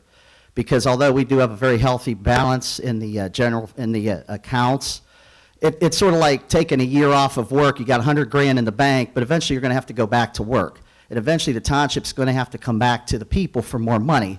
And for my friends in Lakewood, and the gentleman said he sunk a lot of money into his house. You don't want to sink a lot of money in a house and have all like first-year firemen and first-year police. You want to have a public safety, public works, and a township structure that supports your major investment, because if our crime rate goes up because we can't afford proper police protection or fire protection, then it's going to be hard to sell that house over in Lakewood. So it's just to encourage the Fairfield Township staff to keep working as hard as you are. I know just in my experience here that you're probably underpaid versus the neighbors, and that's to your credit, and we really do appreciate that. But it's also something that the township trustees going forward are going to have to maybe get out of, I'm not saying specifically, but hopefully we get out of maybe a poverty mindset. We're not Jacksonburg, we're not 7 Mile, this is a township of 22,000 people. So I would encourage in these budget discussions to start thinking about that revenue piece a little bit sooner rather than later. Thank you.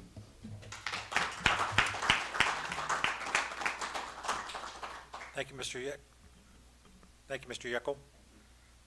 The next item, next person on the list is Ken Lowe.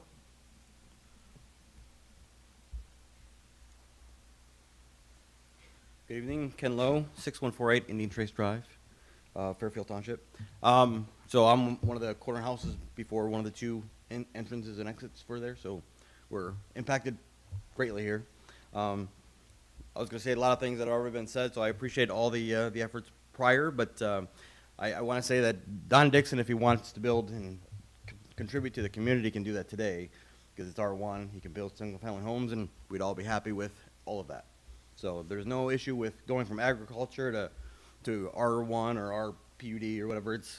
He can build homes tomorrow, and we'd all love that. So let's make sure that was clear.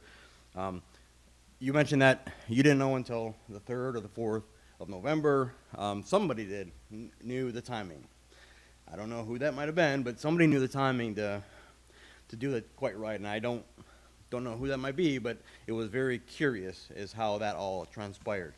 You know, wake up after election and we get this notice in the mail. It was very curious timing. So somebody knew that, and they did their job well, I guess. One thing, too, about the safety end of it is on that corner, Indian Trace and Oak Spring, there's 3 stop signs there. Nobody really pays attention to them.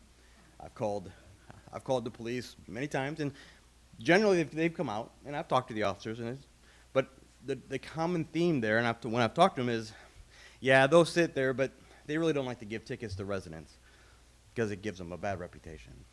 So everyone knows that. So they just keep flying through at sometime at a high rate of speed. I'm out there in the summer doing yard work, lifting my shovel as they pass through at 30 miles an hour right through the stop signs. But they all know they don't enforce it. So you add another 100 units where you got to go past my driveway, and they're gonna be flying all over the place. So it's a severe safety issue. We have grandchildren at our house all the time. I know the neighbors do as well. It's a safety issue, and it's not being taken care of by the township right now. And so you add all this to it, it's not going to be taken care of either. So I've got concerns with that. So that's all I'll say with my end of it. Again, but I'll end with the fact that I voted for everyone here. Voted for Don too. Personally, I don't know him. Personally, I don't know you guys. But you've done a great job for Fairfield Township. Don's done a great job for Butler County. I have no problem with that. But I do have a problem with somebody in his position wanting to, for a personal gain, to have something done for him. And I think that's where that has to end. Thank you.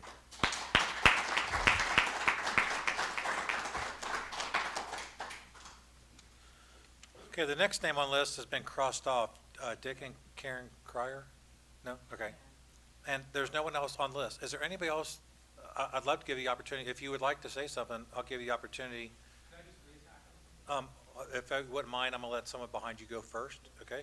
Ma'am, if you wouldn't mind coming up, and I'm going to write down your name and address as you speak it. We've met. I'm Suzanne Getz, 6107 Indian Trace Drive. You helped me get the school bus stop sign put in front of my yard. That literally is, as Mr. Lowe mentioned, running through the stop signs constantly in that subdivision. I am a grandmother. I take care of grandchildren on that street every day. I am concerned about the traffic coming in. I'm concerned about the safety of my grandchildren and all of the people that are here. This is unfair to all of us that have planned on retiring. My husband and I are getting to retirement age. We've planned on this house as our forever home. We've invested into it immensely, as many others have. And for, like they said, Mr. Dixon, to just all of a sudden decide to change everything for his gain. And we all knew, moving in, that there would be houses as ours in that subdivision eventually made sense. Loving area, we would be there But for him to change up the plans for his own needs is unfair to the rest of us. So I, along with all our others, we will be packing it for the zoning meeting because we are against this with everything that we have, and our voices will be heard, and there will be a lot more of us at that, and probably your December meeting as well. So you may want to keep that in mind if you want to change your location for packing more people, but we will let you be known. But, you know, like I said, we are out for the safety of our neighborhood and the well-being of all of our members, and Lakewood does not need this at this time. Thank you. Sure, thank you. Sure, you want to, I'm sorry, anybody else that would like to speak before, please? And I'm sorry, will you please state your name? Yes, sir. Sorry, I didn't know you had to sign in, or I would have Sure. done that. My name's Mark, M-A-R-K. Last name is G-R-A-W-E. I live at 6093 Tyler Point Drive, which is one of the neighborhood houses that got the letter because it butts up to the street where the development will be going.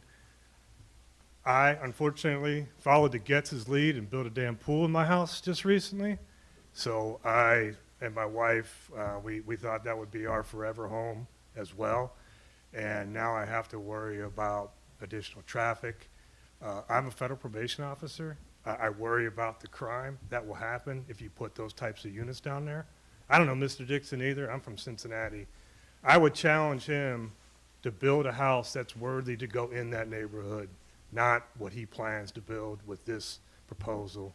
And I respectfully ask all of you, I don't know what the zoning commission, whether they can reject it on that front end. So Mr. Goins, I would plead with you and your staff to reject it there, but if it gets to the trustee level, I beg you to please reject it.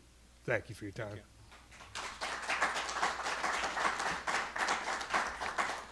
And just for clarification, Mr. Goins does not sit on the zoning commission.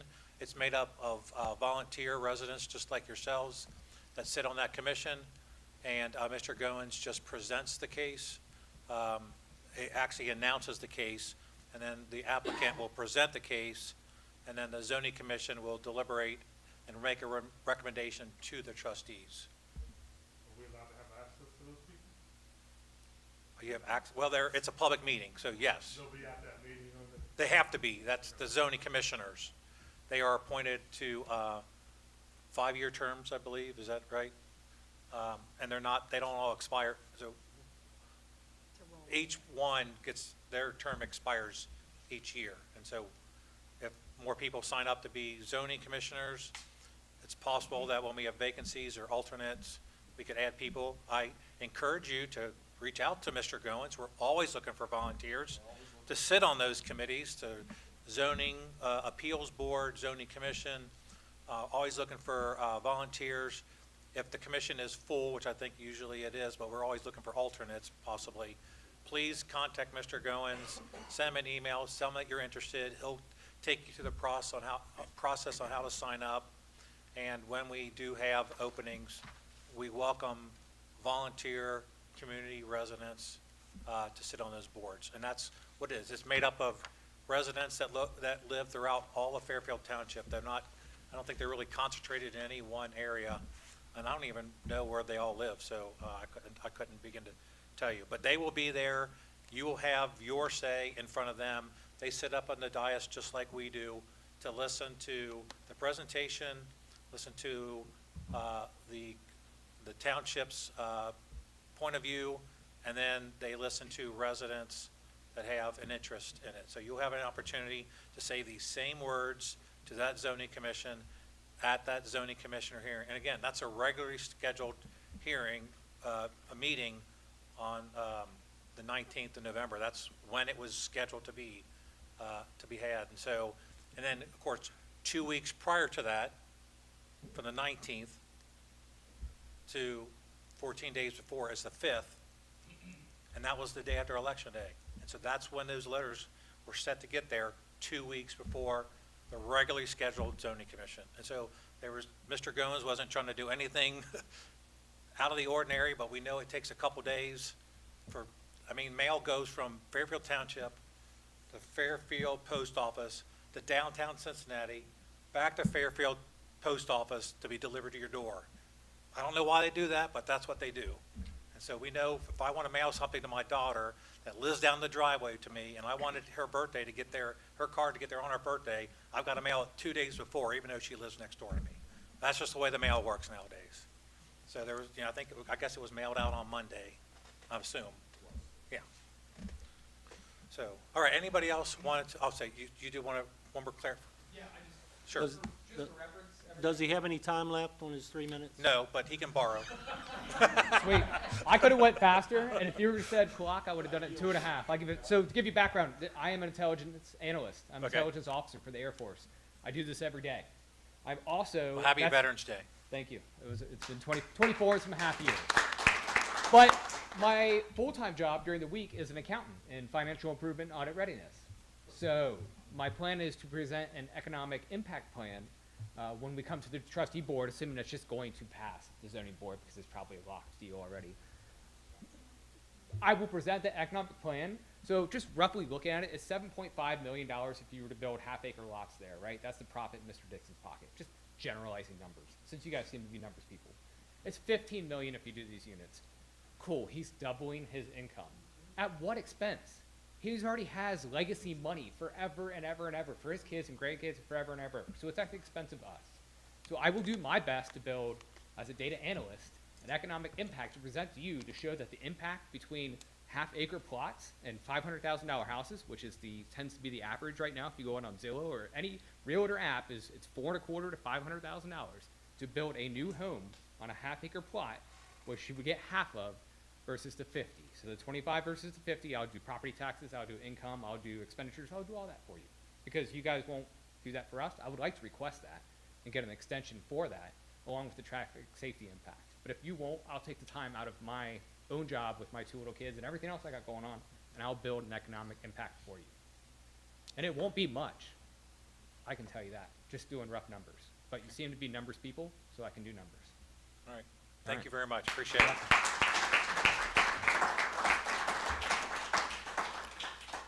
All right, last call. Anybody else would like to speak? Do you need a short? I need 5 minutes. Okay, we're going to take a short recess. If you want to stay around for the rest of the meeting, you can. We just have some resolutions to pass over, but you can also leave. It's fine. We'll take a 5-minute recess. And I'm going to let Trustee McAbey hit the restroom first. But we'll take a 5-minute recess at 8:27, is that right? 8:37. I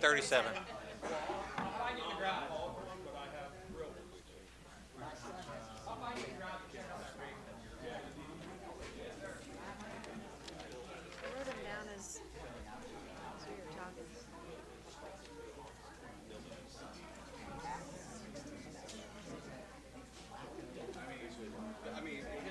Oh, you need me to fill out the bottom of this? Okay. Thank you. Good luck. Thank you for coming. I appreciate it. Thank you. I remember you from when I was coaching. Oh, yeah. I'm still, it's my 30th year, still involved. Okay. Oh, yeah. And I'd never coached anything before. Okay. We lost one game during the season. Now you know what.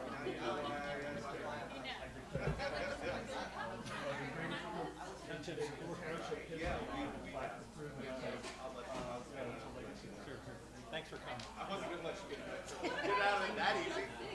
Yeah, well, it's 11 o'clock, I'm out of here.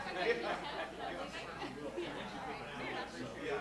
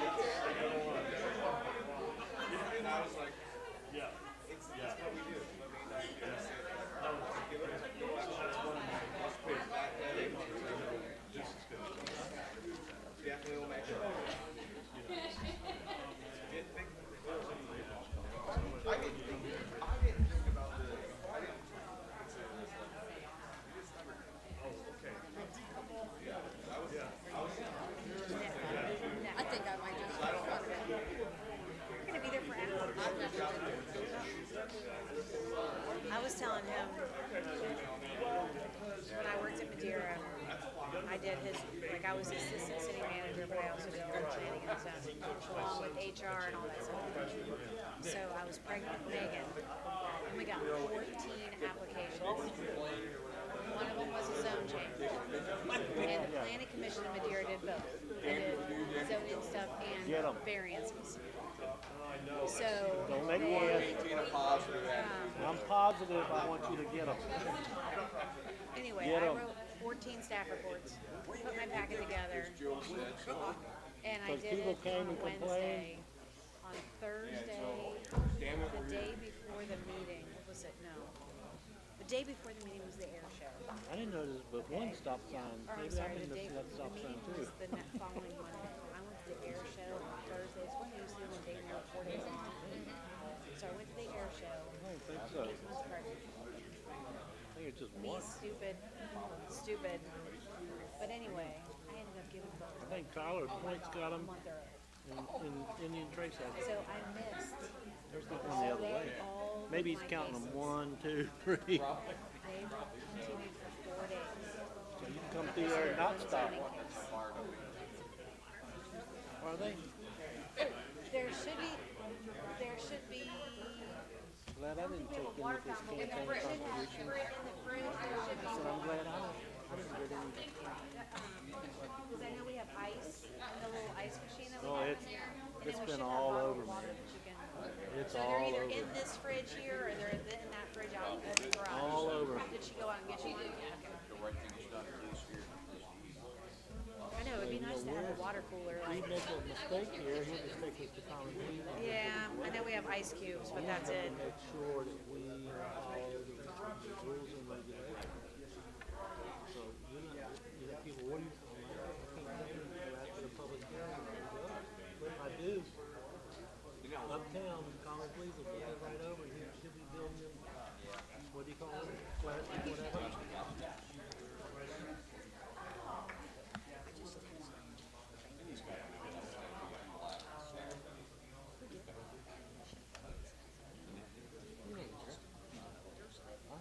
Hey, I'm pretty sure he built most of theirs. I voted on that zoning over there.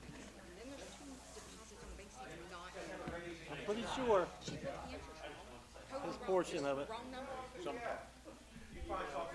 Thank you, appreciate that. Service.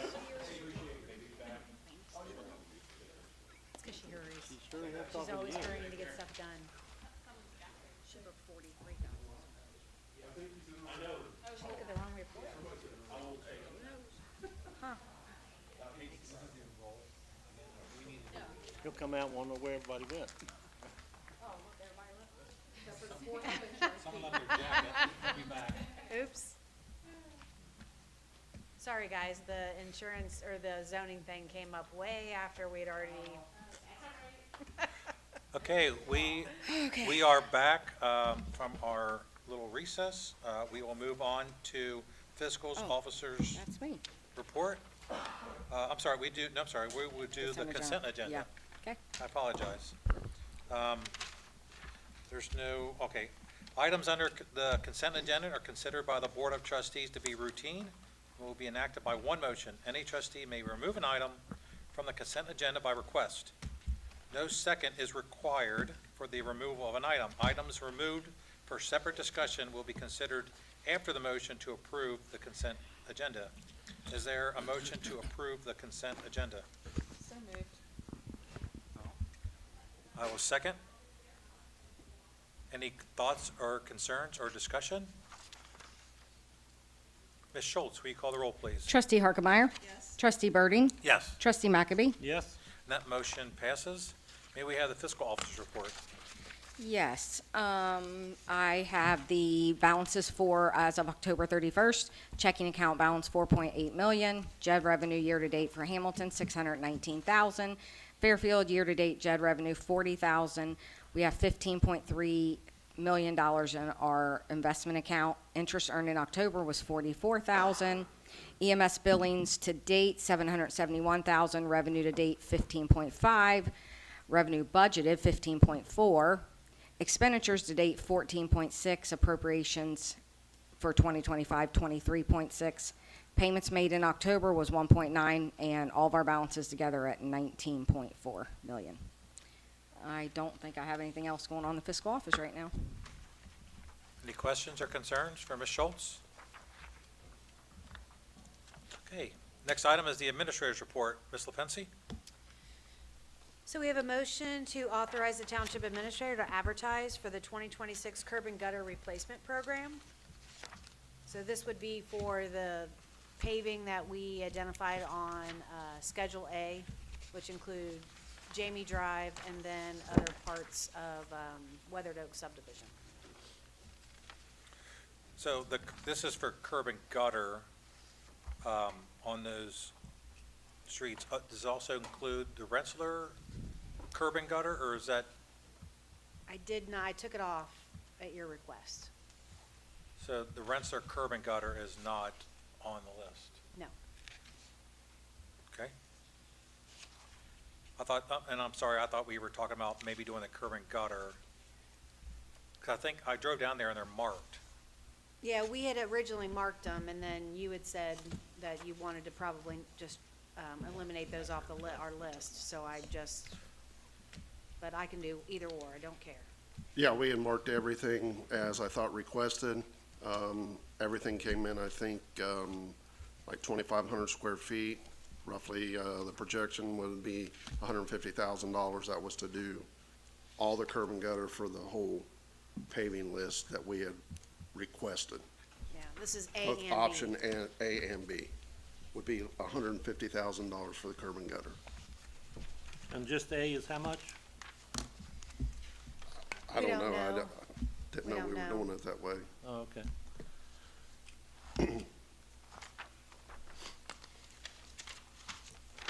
Okay, I mean, before I make a motion, I just want to make sure that, so, Are we doing paving for A and B both?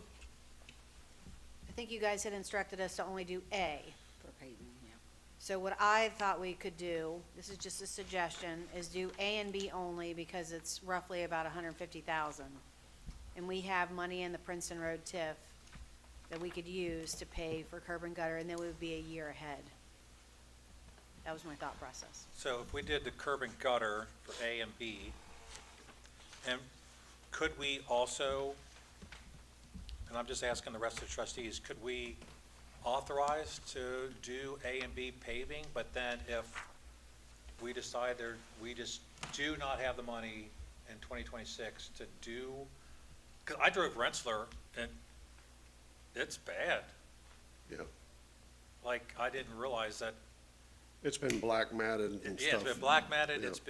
it's been crack sealed. Yeah. I mean, it's got Band-Aids, it's got steer strips on it. I mean, Yeah. it's being held together.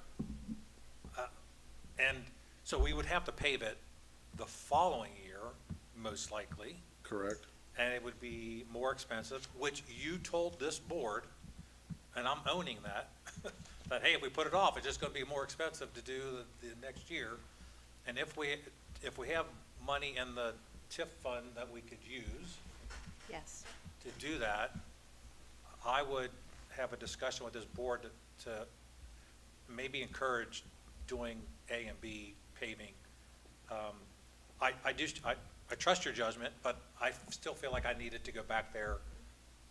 Because I was asking you to put it off, but I No. thought I should at least go back there and look at it, and I was taken aback by how new that subdivision is and. No, I think you should. I mean, the ultimate decision comes down to you three board members, so, I mean, I can make all these suggestions, but the final decision is up to you guys.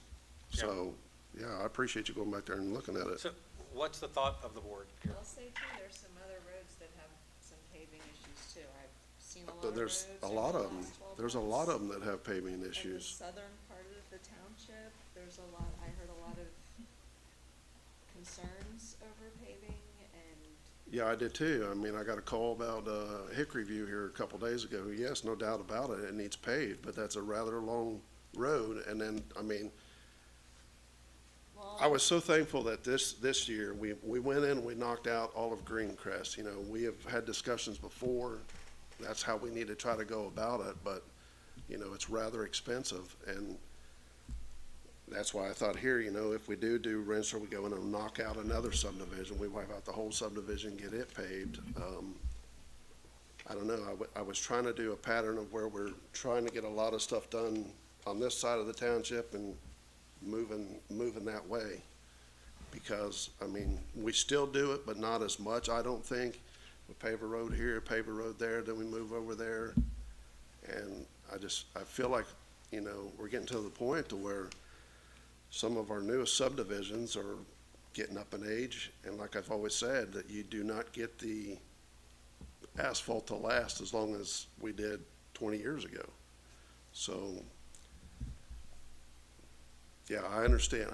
There are a lot of roads that need paved, a lot. And we don't have any money, so Yep. hard choices. We can only spend that TIF money one time. And if I heard your presentation right, we're looking at $2 million, trying to find a way to fix the $2 million mistake over at the fire station.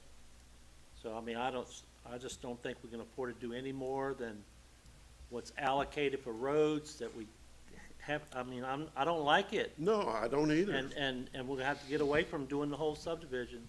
You know, J-Field is terrible. I need an alignment after driving J-Field. Vintage is bad, so I think we do A.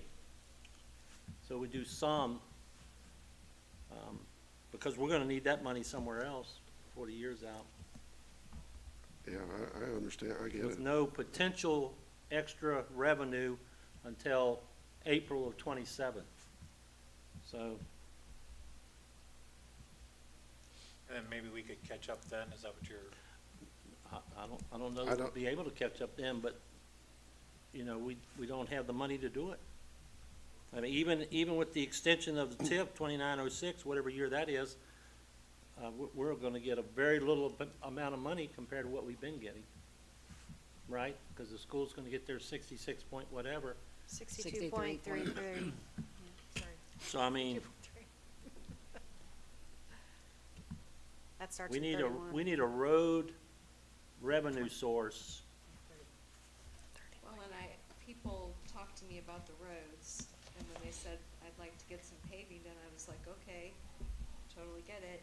Would you support a small 1 mil levy for roads? And most of them said no. Well, I guess they'll just bump along. They said no, and I was like, okay, well, I'm just asking your opinion, that they were not in favor of that. So, for whatever it's worth, that was the feedback that I got.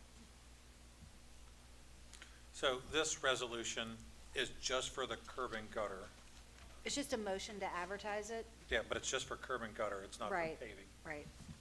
It's not a commitment to do it, it's just to find out how much it's really gonna cost. Okay. Okay, I move to authorize the township administrator to advertise for the 2026 curb and gutter replacement program. Is there a second? Second. Any further discussion or comments? Okay, Ms. Schultz, will you call the roll, please? Trustee Birdie? Yes, Trustee Harkemaier? Yes. Trustee McAbey? Yes? and that motion passes. May we have the next motion? Next motion is to authorize the township administrator to sign a request for consent to assignment of Fairfield Logistics Tax Increment Financing Agreement. So, we received in the mail, right around Election Day, we received a letter in the mail from Maris. And as you know, they were formerly,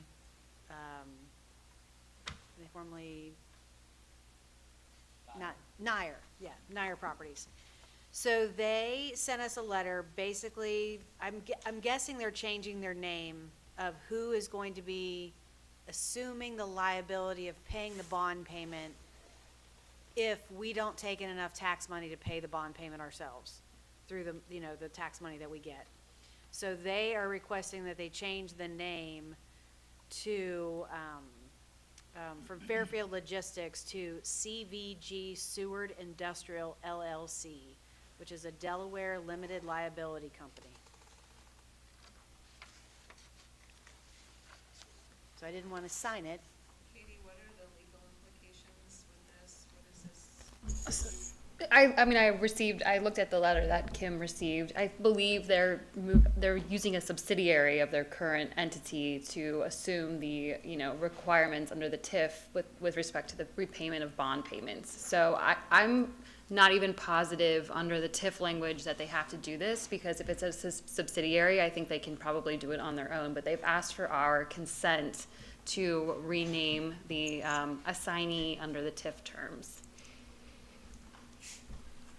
So, and if we don't, Well, I mean, if we don't consent, then I think that they're gonna come back to us with other questions with respect to, I don't think the entity that is currently on the TIF is going to continue operating. So we don't wanna stay with an entity, obviously, that goes defunct or that becomes a, fictitious corporation. I believe if this is the same situation, and I don't know the answer to this, if it's Andy Spoor, I think he has reached out to, Ken Geis about it as well. So he might have more information. I don't know if it's the same scenario that was involved with, but.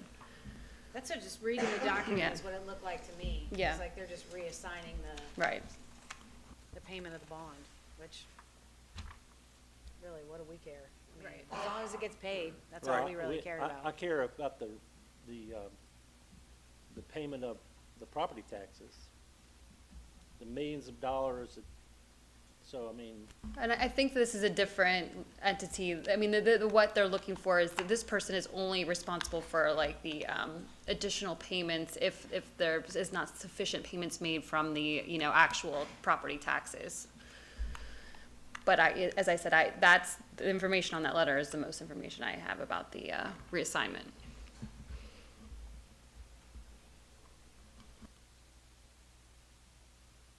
Any other questions?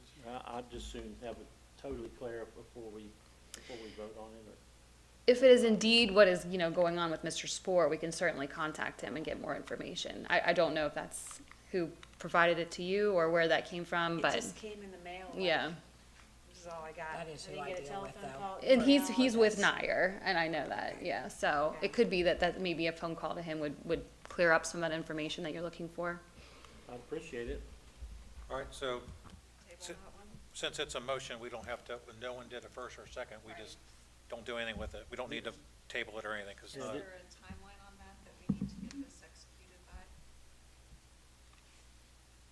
Like, can it wait till December, or? Doesn't say. Okay, so- Yeah, I would expect it can wait. I mean, I think Mr. Spoor reached out to Ken like this week, so I think it's relatively new information. Okay, so can we get follow-up on this and see what we need to do next step-wise, please? okay. May we have the first resolution, please? Resolution 25-139 is a resolution to appoint either a staff person or a board member as a member of the Butler County TID Board effective January 1st, 2026, which would expire on December 31st, 2027. So Trustee McAbee currently serves in that role. And according to the note that we got, he would like to continue in that role. Yes. I know that there's been conversations that Fairfield Township is the only entity that has a trustee on, as the representative. Is that correct, or? You can ask Joe, he's on the board, so, do you know, Joe, are you the only elected official? I think there's a city council from Hamilton on there. That type of thing. Most of them are staff. Okay. And you wish to continue to serve? I'd be glad to do another 2-year term. I feel good about what we've done the last 10 years. And, the big win this last time was the North Hamilton crossing, not cutting across the bottom property. And we were all diligent about making our feelings known about that. And, so I'll be glad to do it. Trustee Harkemaker, comments, thoughts? Yeah, I'm kind of torn. I do like the idea of a staff member being there, but I know Trustee McAbey, you've done a great job. I think your thoughtfulness, your efforts to keep the North Hamilton crossing from affecting the Bonham Farm is admirable, and so I appreciate that. I would like eventually to go to staff covering this, in my opinion, but I think it's worth sending Trustee McAbey back for 2 more years. I would like to consider in the future sending staff to do this, but because of the Milliken Road interchange that's going on, I know you've been heavily involved with that. And I don't think that we've heard the last from North Hamilton Crossing with, you know, the Princeton Road connection and things like that. So, so I will, I'll move to adopt Resolution 25-39, resolution to appoint Trustee Joe McAbey as a member of the Butler County TID Board for a 2-year term to begin January 1st, 2026 through December 31st, 2027. Is there a second? Second. Any further comments or questions? Like I said, I do hope that we can eventually move to having a staff member on that board. Can staff can attend, correct, Mr. McAbey? Yeah, it's open to the public. Okay. And maybe staff can put it on their calendar to attend those meetings. Okay. When do they usually happen, Joe? It's usually the second Monday of the month, In the morning. 8:30. Sometimes there's even breakfast. December is the first Monday, and there is a breakfast. Yeah. Coming up. First Monday? You know, one of the reasons that I volunteered to do it 10 years ago was because we're thin staff-wise here with all the important things we do, and I felt like that freed up another morning for staff to do it. I have to take off work, so I am volunteering my time. I have enjoyed it. But I hear what you're saying. They don't necessarily like the questions that I ask. Does anybody? No. Well, I do have a little bit of a different view on it, and, you know, and I share that view representing Fairfield Township. And, but again, we've been very successful, and we have a number of projects going on now. One of the first projects I worked on was the South Hamilton crossing. So, it's been a busy, but good 10 years.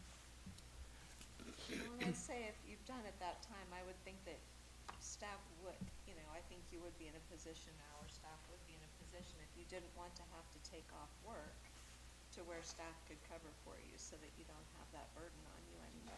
Well, I It's- appreciate it's that. a hardship. I don't mind taking off work.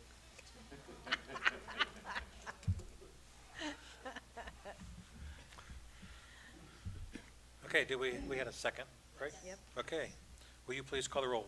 Trustee Birding? Yes? Trustee McAbey? Yes? Trustee Harkemayer?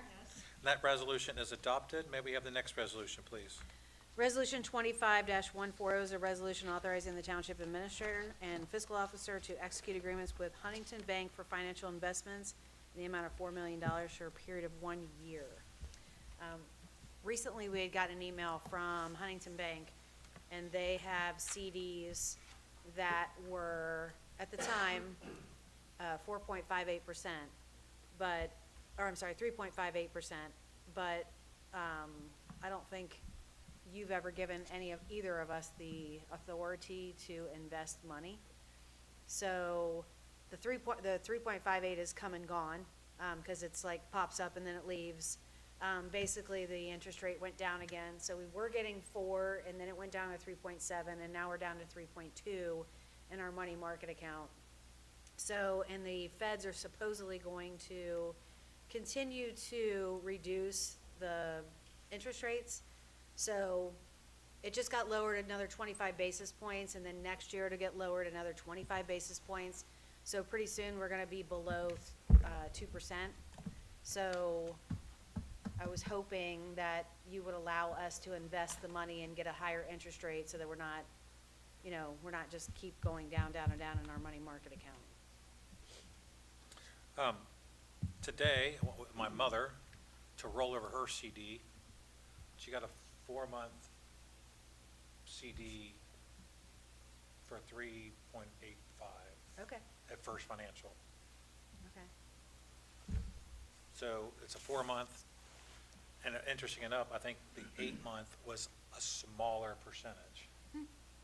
Yeah, it's what Right, they expect them to because go it's down. coming Yeah. down. So, that being said, if we do it for a year, then we're even a smaller percentage.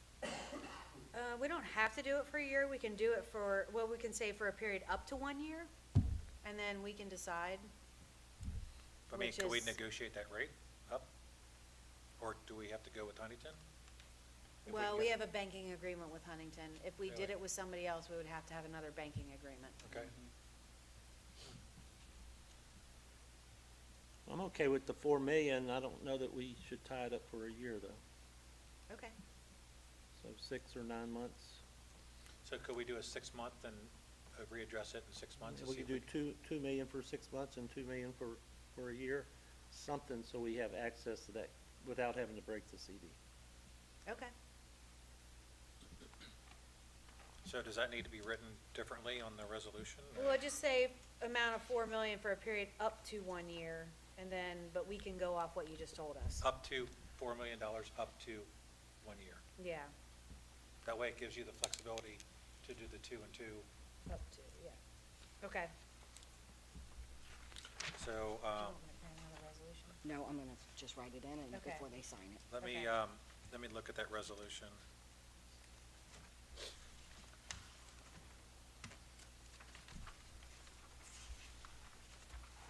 Probably not in order. Oh, here we go.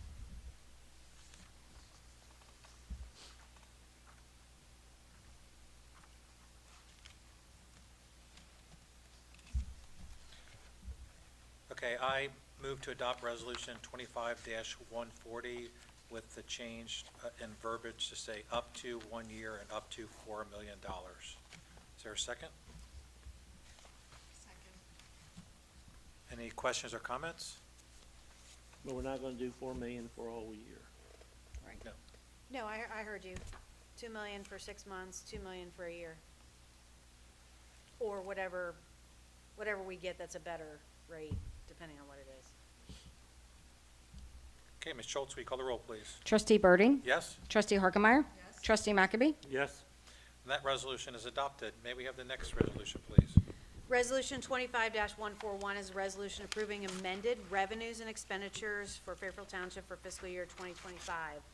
So if you're looking at the resolution, what prompted this was when we went to make the payment for the Seward Road TIF bond, we did not have enough money appropriated in the account. And the reason is because we really didn't know what type of money we were gonna get in that account because the way that the buildings are being built, the tax money is staggered over a period of time.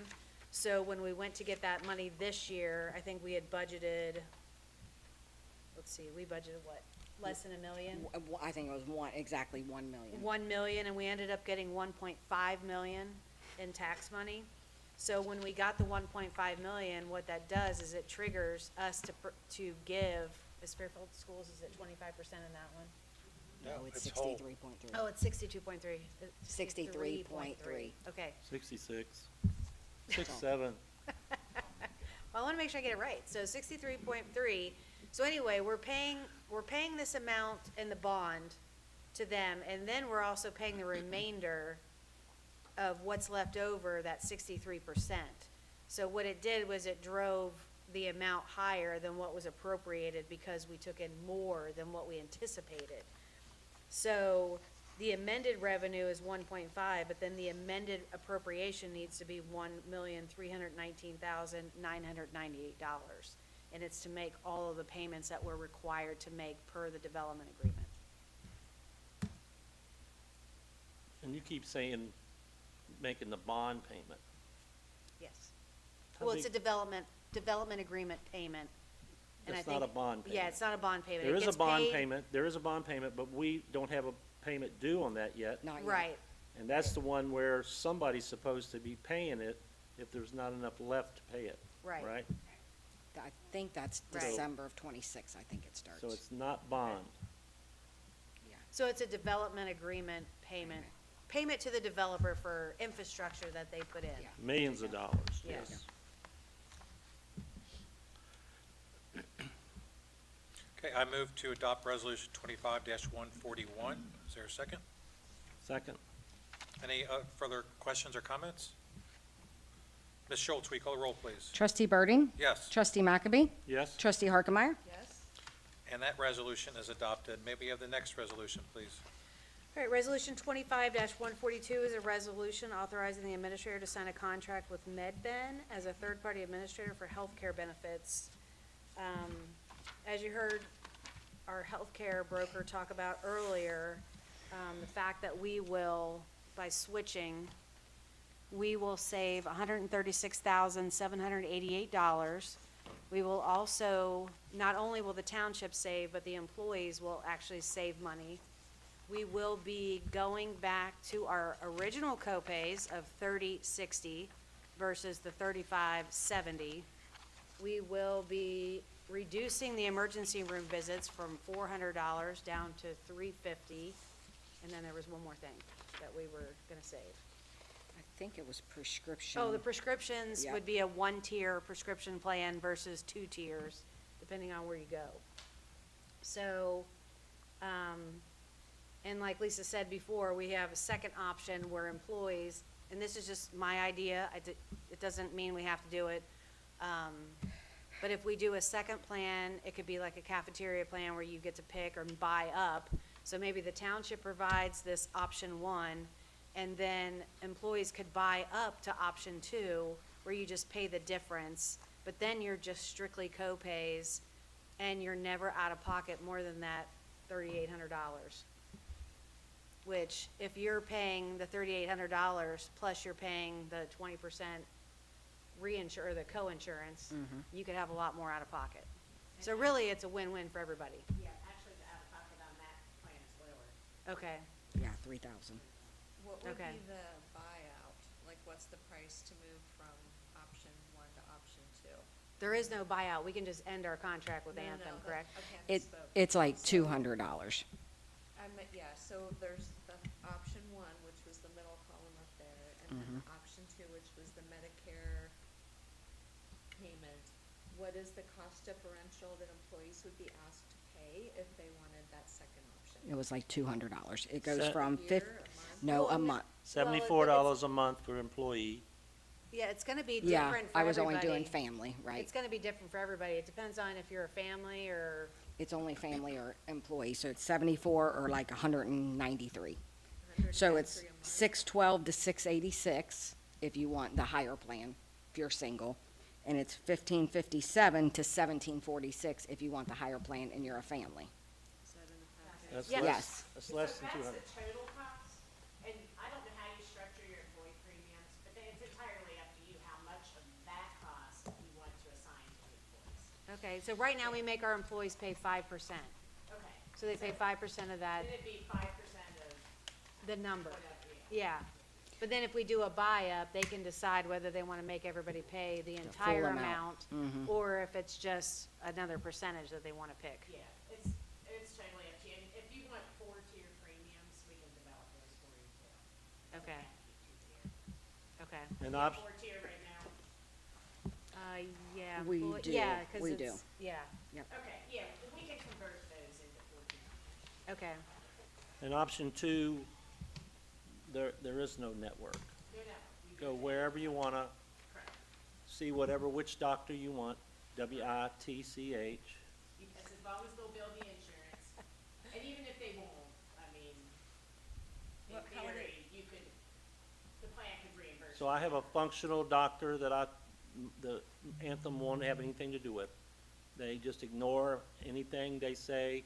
He orders the same test that I wanna take, and I go to an in-network lab, and they still won't pay it because the Anthem doctor didn't write the prescription. So with this plan, I could go there and save a bunch of money. How would like super bills be? I think it's kind of the same question, but how would like super bills, so for somebody that's maybe not in network and they just, here's your super bill that like you would pay, and then how would that be? Well, that rarely comes up. I mean, most providers, even though they're not in a network, will bill MedBen, and then MedBen will process the claim and apply a discount based on what the Medicare fee schedule is for that service plus a percentage. It's typically something like Medicare plus 40% or Medicare plus 80%, sometimes higher. It's still, at the end of the day, it's pretty comparable to what you would get with a network, maybe even a little lower. So if there's a doctor that doesn't take insurance at all, total self-pay, how would that be addressed with this? Then the member would submit the super bill to MedBen, and MedBen would process that claim and reimburse the member. Okay. So again, just so I heard that right, they won't file insurance at all. Okay. So I pay the bill, I send it in, it gets processed, and I'll get some money back. Yes, as long as you have the CPT codes and the diagnosis codes that MedBen needs to process that claim, then they can just issue the payment to you. And if they don't pay me back, you know what? They don't pay me back now. So, Well, yeah, if they have the codes, they will pay you something. They may not pay you 100% because it's gonna be based on what Medicare will Right. allow for that service plus whatever percentage. And you probably, it sounds like you'd be better off than you are now. Ms. Muncy, could you tell me when this resolution or contract or whatever needs to be assigned? Or So we would have to make a decision either tonight or by the latest next week. And that's because MedBen would need time to have everybody set up. To so that we start could, January yeah, to 1st. start January 1st. It's a lot to, especially with the number of people that are on our plan.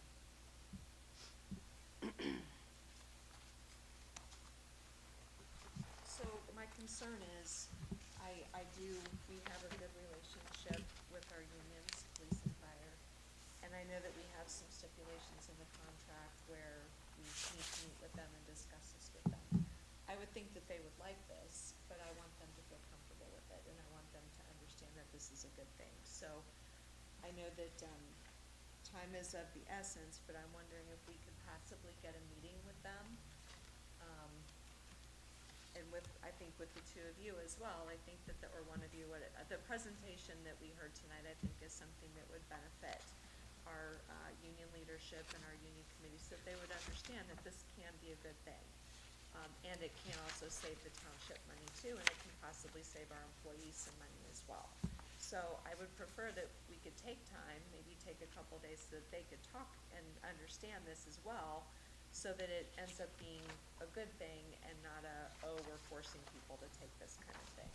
So I don't know if there would be an opportunity for, us to have that meeting with our union leadership tomorrow, Friday, Monday, Tuesday, and then if we had a quick meeting to vote on this next week, so that they have that comfort level and understanding. I mean, we can vote it through right now, Sure. but I think that, And I would agree, I mean, we got those emails late this afternoon, and that's why I asked this very question.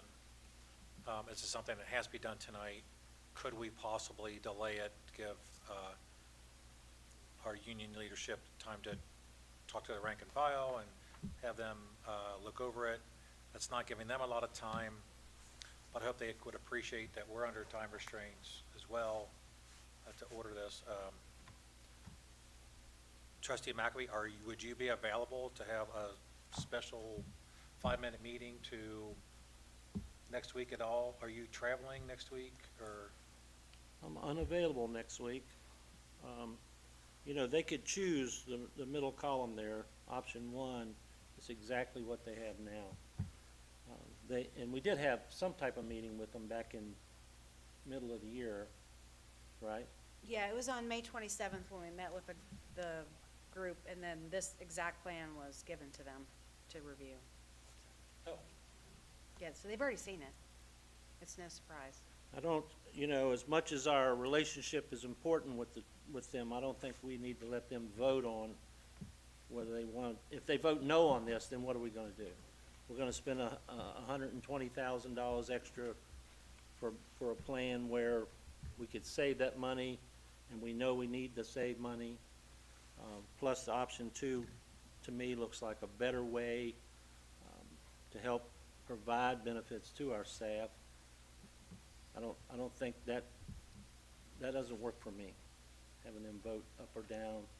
I don't know that they're voting up or down. The terms of the contract doesn't say that they can, or, I mean, and Katie, you can probably elaborate on that. So I'm not looking for them to say yes or no, but I am looking to have that conversation with them so that they can understand it. I don't think there's anything here that they're gonna find appalling. Hopefully they would like it.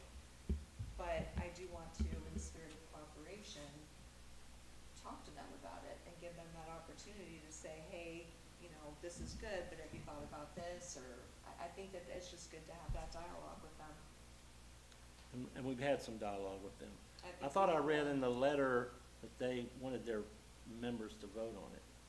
It was Did I in make the that letter. up, or- It was in the letter, but the contract specifically says that we can meet with them from time to time, which we did.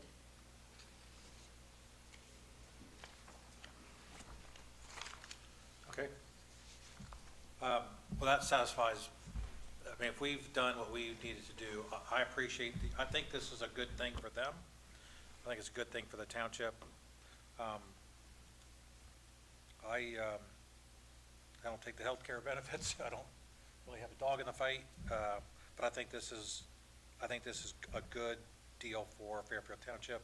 I think it saves us some money. It gives some options. I think if you have met with the union and had discussions with them about this since May, Yeah, it was on May 27th. I'm comfortable moving forward with it because they've had ample opportunity to have discussions with our staff about this. So, any other comments? If we are gonna push through with this tonight, then I would suggest that we still have a meeting, irregardless of this, where you meet with them to talk them through what this is, so that they understand it. Whether or not we take this voter tonight, I mean, if we are, that's fine.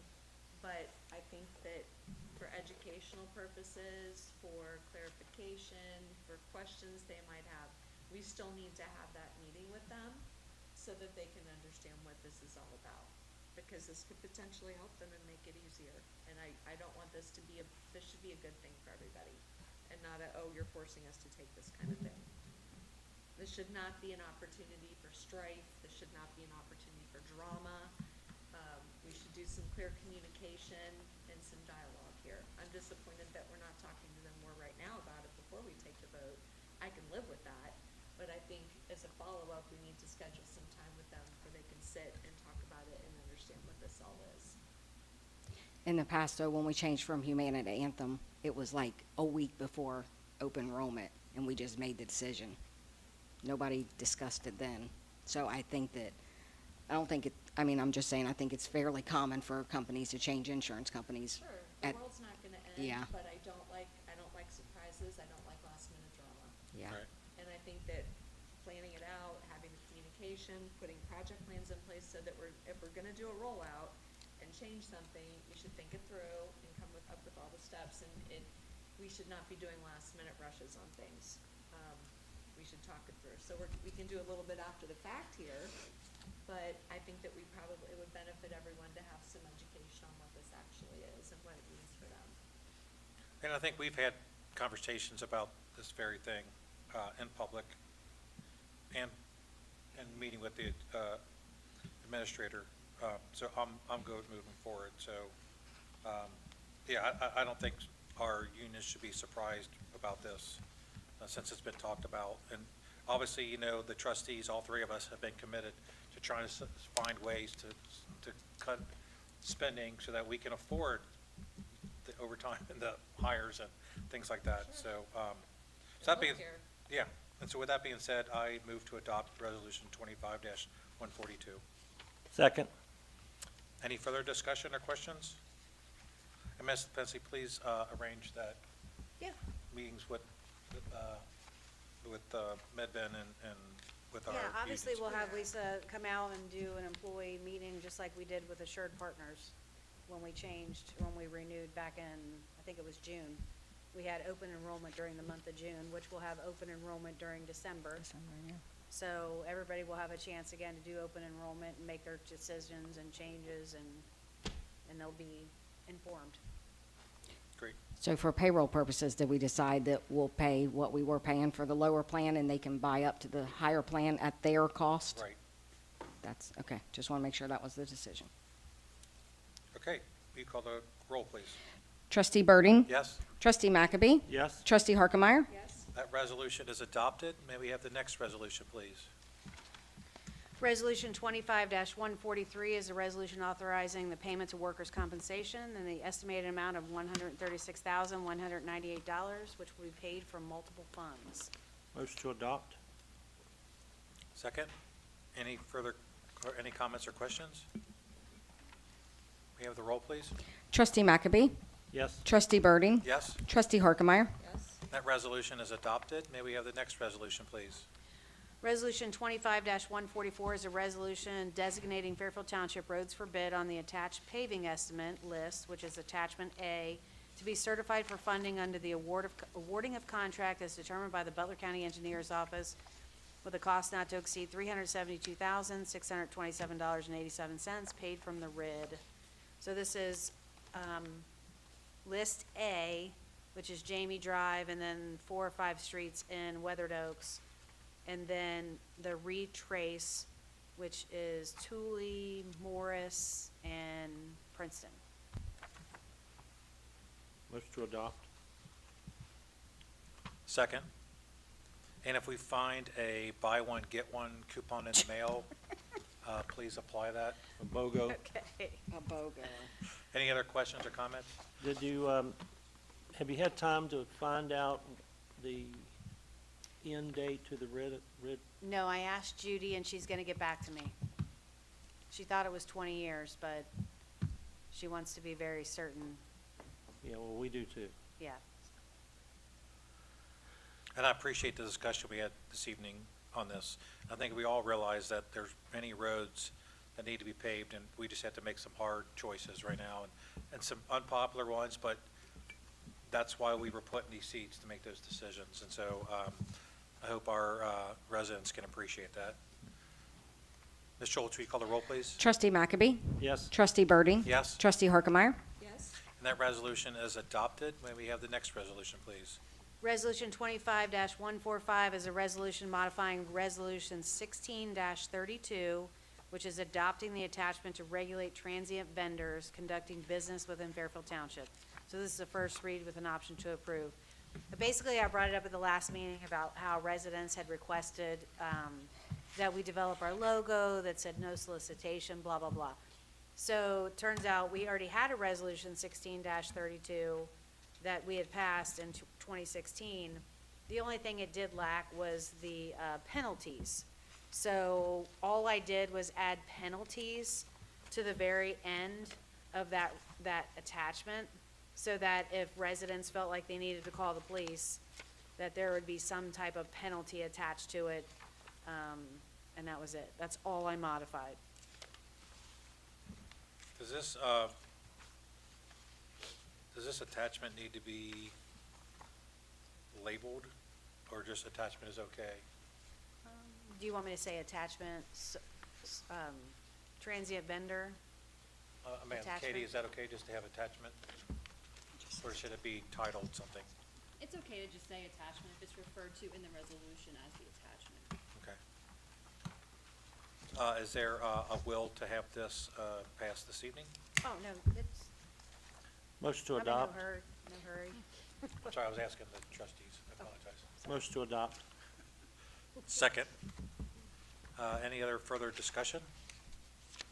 And we are going to just put something on the website where they could download the logo or sticker or thing, and then they could tape it on their window instead of having to supply stickers for now. Right. Right. I think we used to have stickers or something, or But that's what we're gonna do for now, to people, that way they don't even have to come here, and just download something.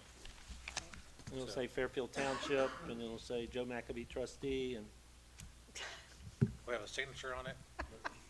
You've already signed it, Yeah, you just don't know it. So wait, does the sticker just say that Joe McAbee trustee can't come to the door? Is that what it was intended? could be. Well, he wanted his name on it, Go to so. the back. We could put your picture on it too, big X through it. Ms. Schultz, could you call the roll, please? We're getting Trust- kind of slap happy here. Trustee McAbee, Sorry. I'm thinking about it now Okay. after all that. Yes. You like to poke everybody, so I thought I'd poke you. Trustee Birding. Yes. Trustee Harkemaier. Yes. And that resolution is adopted. May we have the next resolution? Resolution 25-146 is a resolution to prohibit through Well, trucks that's on funny. certain township roadways. And this is a first read with an adoption, or a option to approve. So basically, at the last meeting, I also asked you, we had people that were concerned about through truck traffic on certain township roadways. So Katie was kind enough to find a resolution for me that I just adapted to us. And then, you know, basically there's a definition section, what is a restricted route? So basically, we only have 4 roads in the township.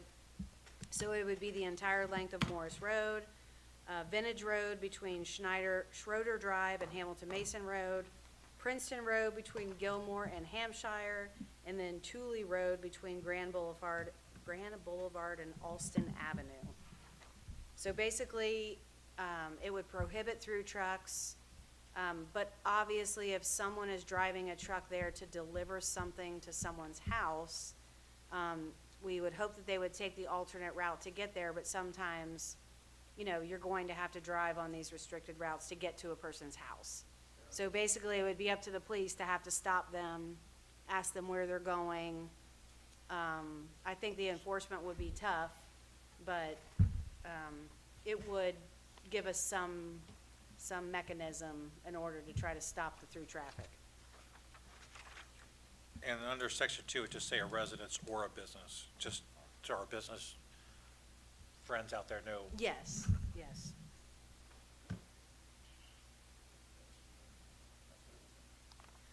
And there is a civil fine of $250 listed, and $500 for the second, and $1,000 for the third violation in a 1-year period. We'll be able to make a lot of money just sitting at 5 Points riding all those Pepsi trucks that come down and make that turn. Well, but they can access Pepsi from Route 4. It's- Yeah, but they come down Tooley and come out Hamilton Mason Road or out Tylersville Road. I mean, that's a normal route for them. Not no more. Yeah, and just so you know, we couldn't include county roads because we would have to have the county's permission. So I can ask them if you want me to, but Let's start with this. And Yeah, I Princeton kinda think- Road, Princeton, from Gilmore to the North Hamilton crossing, yeah, well, I said Hampshire, so.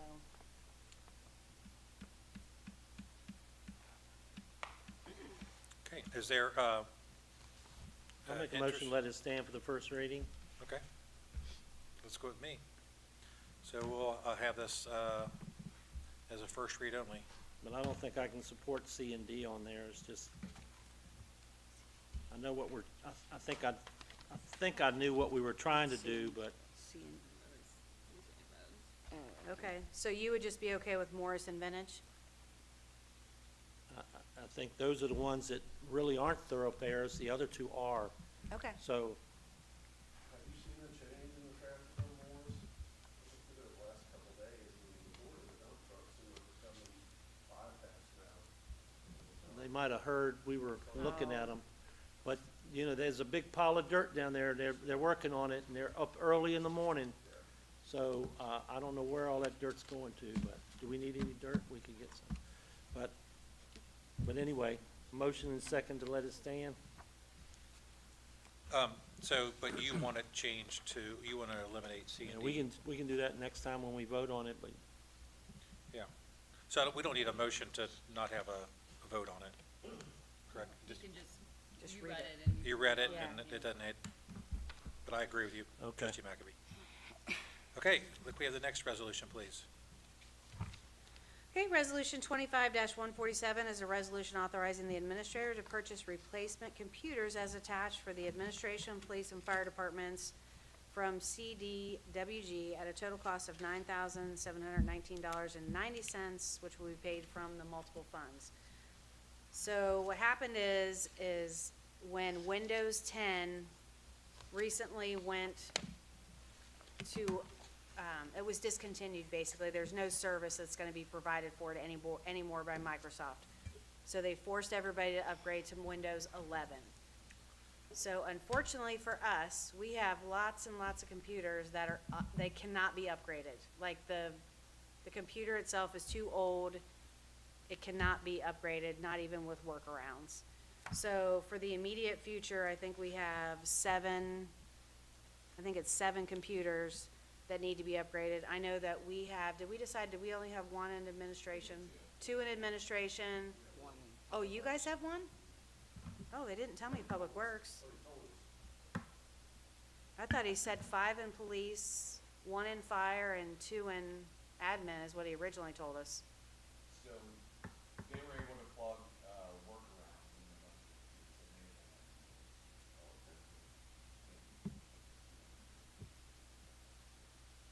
the At least that's what they told me. So anyway, we have 7 that we have to immediately buy that cannot be upgraded. And just so you know, for the foreseeable future, there's 22 more that are reaching their age, and they won't be able to be upgraded either. So we will have to probably divide them up, so maybe 11 next year and 11 the year after that. And it's just gonna become an ongoing issue, unfortunately.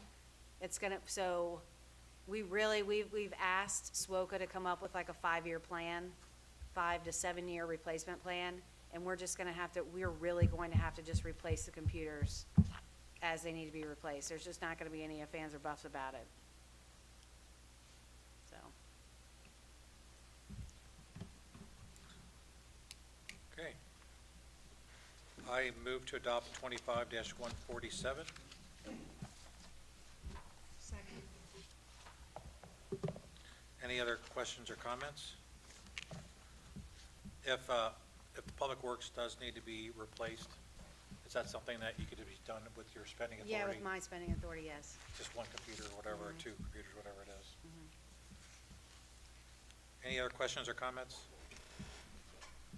Ms. Schultz, will you call the roll, please? Trustee Birding? Yes. Trustee Harkemaier? Yes. Trustee McAbey? Yes.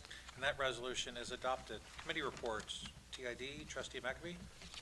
We did not meet in November. We'll meet on first Monday in December. Everything's moving along. So that's just, and that's at the, is this still going to be at the engineer's office? Yes, it is. And that is on December the 1st. That's the first Monday. December 1st. Okay. At 8 a.m.? 8 a.m. for breakfast. 8 a.m. Okay.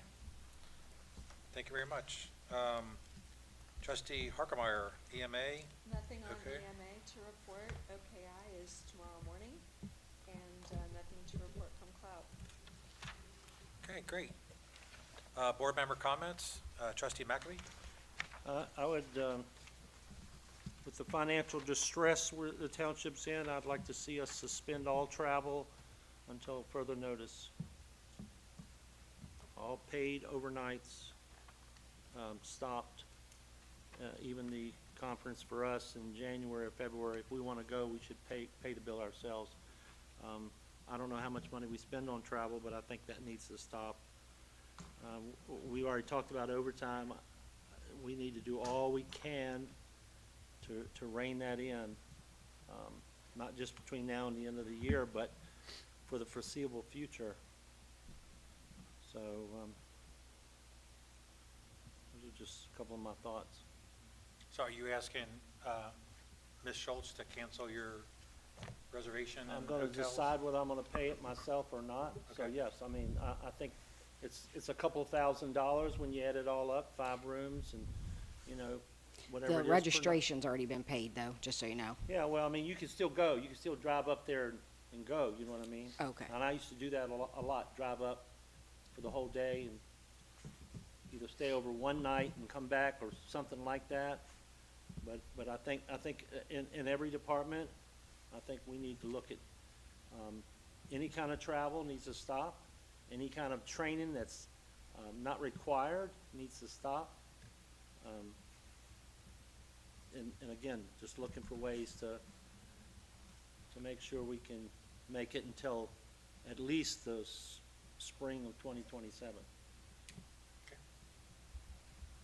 Any other comments? What do you think about that, travel? Well, I mean, it's something that you just brought up, so I would have to think about it. I think there's value in professional development. We make. There's no doubt about that, but I'm just saying. Sure. So what I'm getting at is that for the cost it is for us to go up and get valuable training, I think that the return on investment is good. The fact that we can go up there and learn new things about zoning. We can go up there and learn new things about the way trustees should conduct meetings, the way trustees should vote on items, the way trustees should look at different revenue sources, learn about TIFs, learn about JEDs. I think the return on investment is really good for this conference.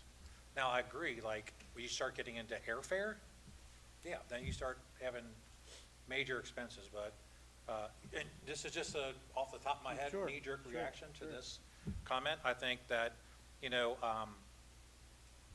the trustees have to take off work for our jobs to, you know, I have to take personal days or vacation days from Butler Tech to do this travel, and I'm willing to do that for this professional development. And I just think the return on investment is good. I think we need to look at maybe how many staff from the different departments go, but I think that's something that we need to look at and not just have an immediate reaction like we're canceling everything. We should come up with some sort of plan to where we say this many staff can go each year, or rotate every other year type of thing, and who does go can report back on the different conferences, the different sessions. But I do believe the OTA is a good conference, and there's a lot to be learned, and I am learning every time that I go. And so I think the return on investment is good. I don't think it's an extraordinary amount of money. But I do agree with you that we do need to look at every single way that we're spending money. I would agree with that. And that's my 2 cents. Well, and it used to be back in the old days, we would approve travel before it happened.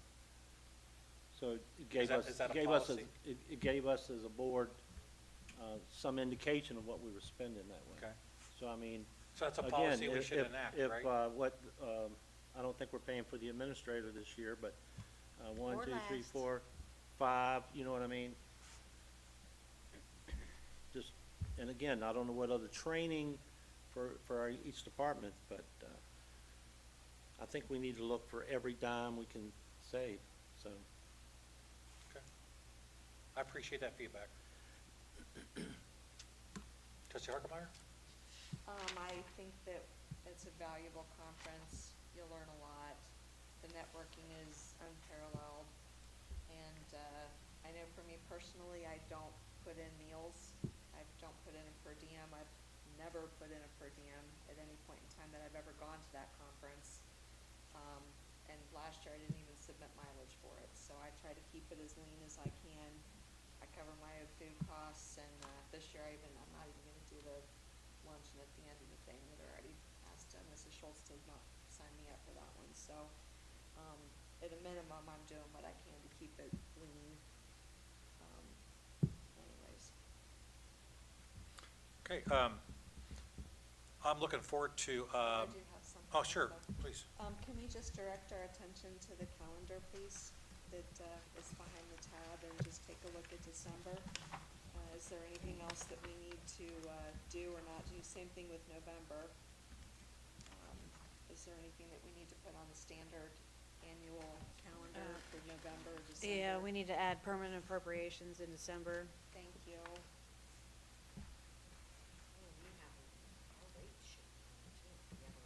I haven't seen them.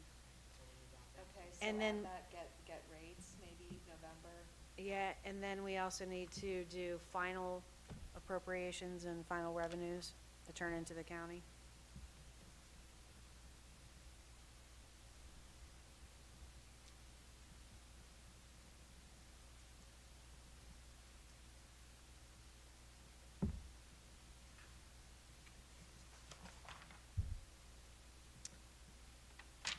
Chuck, you said you're gonna do the vision plan in January, correct? Yeah, so zoning commission will be in December, and then our board will be, okay. What was the other thing we talked about when we were sitting at my desk? I did. It's, yeah, on my desk. Was it like whether you're going to go to Chick-fil-A or Panera? Oh, okay. Yeah. All right. Anything else? Thank you for your attention to that calendar. I think that's a good work tool for us to utilize. No, it is, especially for new people coming in. Okay. I want to wish all of our veterans in Fairfield Township and across the United States a heartfelt thank you for your service to our country. It's an amazing place to live. I thoroughly enjoyed walking around, meeting hundreds of our residents over the past several months. They've had incredible feedback. They love living here. I think it's a testament to the three trustees that are up here. We're doing a fantastic job of doing the best we can to manage with the resources we have. I do want to thank them for putting their trust in us to send myself and Trustee Harkemeyer back for another 3-year or another 4-year term.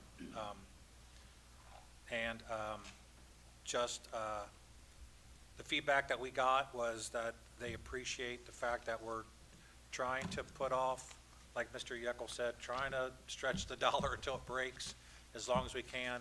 And many of them, when talking with them, realize that at some point we are going to have discussions and decisions about whether they want to continue the service, the excellent service that they're getting from our fire and police and roads department, and whether they want to continue that or not. So I just want to, again, thank everyone we had a very high turnout for Election Day. I think it says a lot about Fairfield Township.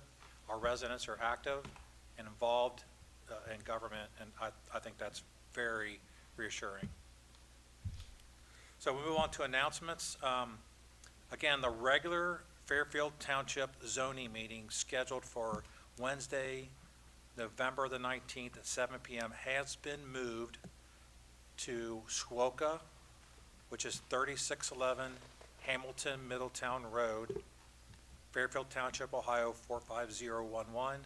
And that is a building that is tucked in behind the Butler Tech Central Office building.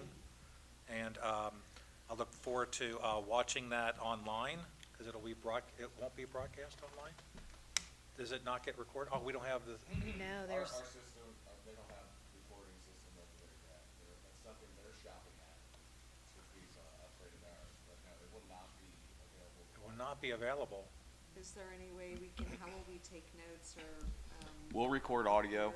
We'll record audio somehow. We haven't toured the site yet, but we'll see what they have on grounds. If necessary, we'll do a secondary system, just record it. What if you do Zoom? Live stream on Facebook. Yeah, or like you can do a Zoom, like schedule a Zoom meeting. It'll record the whole thing and people can still watch it. We can send a link. They just won't be able to participate, but they can at least watch it. Sounds like an option. Okay. Then you Some could way, put shape, the- or form it. Yeah, put the link on the website afterwards and they could watch it later. Yeah. Or you can do it as a live stream. We would probably need help. I wonder if Swoka has their own, We'll Subscription? talk to them. Yeah, for sure. because Let's have- otherwise the we'll free s- version's only 40 minutes. Yeah, we have yeah. Let's also have discussions with the digital media department at Butler Tech, those students. Maybe it's Okay. something they could do. That's a Oh. great So idea. you and I and Kim, That's a you great idea. should have that That's great. discussion. I can Okay. talk to the instructor to see if that's something they are capable of doing. I know the Butler Tech Board of Education does not have their meetings recorded, Okay. but that doesn't mean it's not possible. Right. And I don't know that there would be a cost associated with that, other than maybe buying the kids dinner or something, you know, because it could be as a work-based learning Right. exercise. Okay. So, so maybe we'll look into that. I'll put some feelers out tomorrow, but let's communicate before the weekend is over. That's a great idea. Sounds good. Okay? See if we can do that. If not, we have backup for Zoom and or live, Facebook Live. Facebook Live, yeah. Okay. All right, the Veterans Day Parade and Ceremony is Friday, November 14th, 2025 at 10 a.m. It starts at Fairfield East Elementary and moves past Fairfield North Elementary and ends here at Heroes Park. There will be a ceremony at 10:30 a.m. Are each of the trustees able to make that? Trustee McAbey, are you able to make that? It's looking more and more like I won't. You will not be able to make it, okay. All right, a Fairfield JED meeting is Monday, November 24th, 2025 at 9 a.m. And that's right here at the Fairfield Township Administration Building. The Thanksgiving Day is observed on Thursday, November 27th and Friday, November 28th. All township offices will be closed. Bridgewater Holiday Lights is Friday, November 28th at 5:30 p.m. And the CIC meeting is Tuesday, December 9th at 7 p.m. Immediately following that will be the regular trustee meeting on December 9th at 7:05 p.m. And then the Hamilton JED meeting is Thursday, December 11th, 2025 at 8 a.m. At this time, I move that we go into executive session pursuant to ORC 121.22G1 to consider the discipline, appointment, employment, or compensation of a public employee or official, and ORC 121.22G2 to consider the purchase of property for public purposes, the sale of property, a competitive bidding, or the sale or disposition of unneeded, obsolete, unfit for use property in accordance with section 505.10 of the revised code. Second. Any discussion? I do not anticipate any action to follow. Ms. Schultz, will you call the roll, please? Trustee Birding? Yes? Trustee McAbey? Yes. Trustee Harkemaier? Yes? That motion is adopted, and we will move into executive session at 9:53 p.m. I'll record it now, since I'm a ding dong. I usually remember too. I can't believe I forgot. You know I why said would- something to Chuck, and then I was like, beep, beep, beep. It's now. We're live now.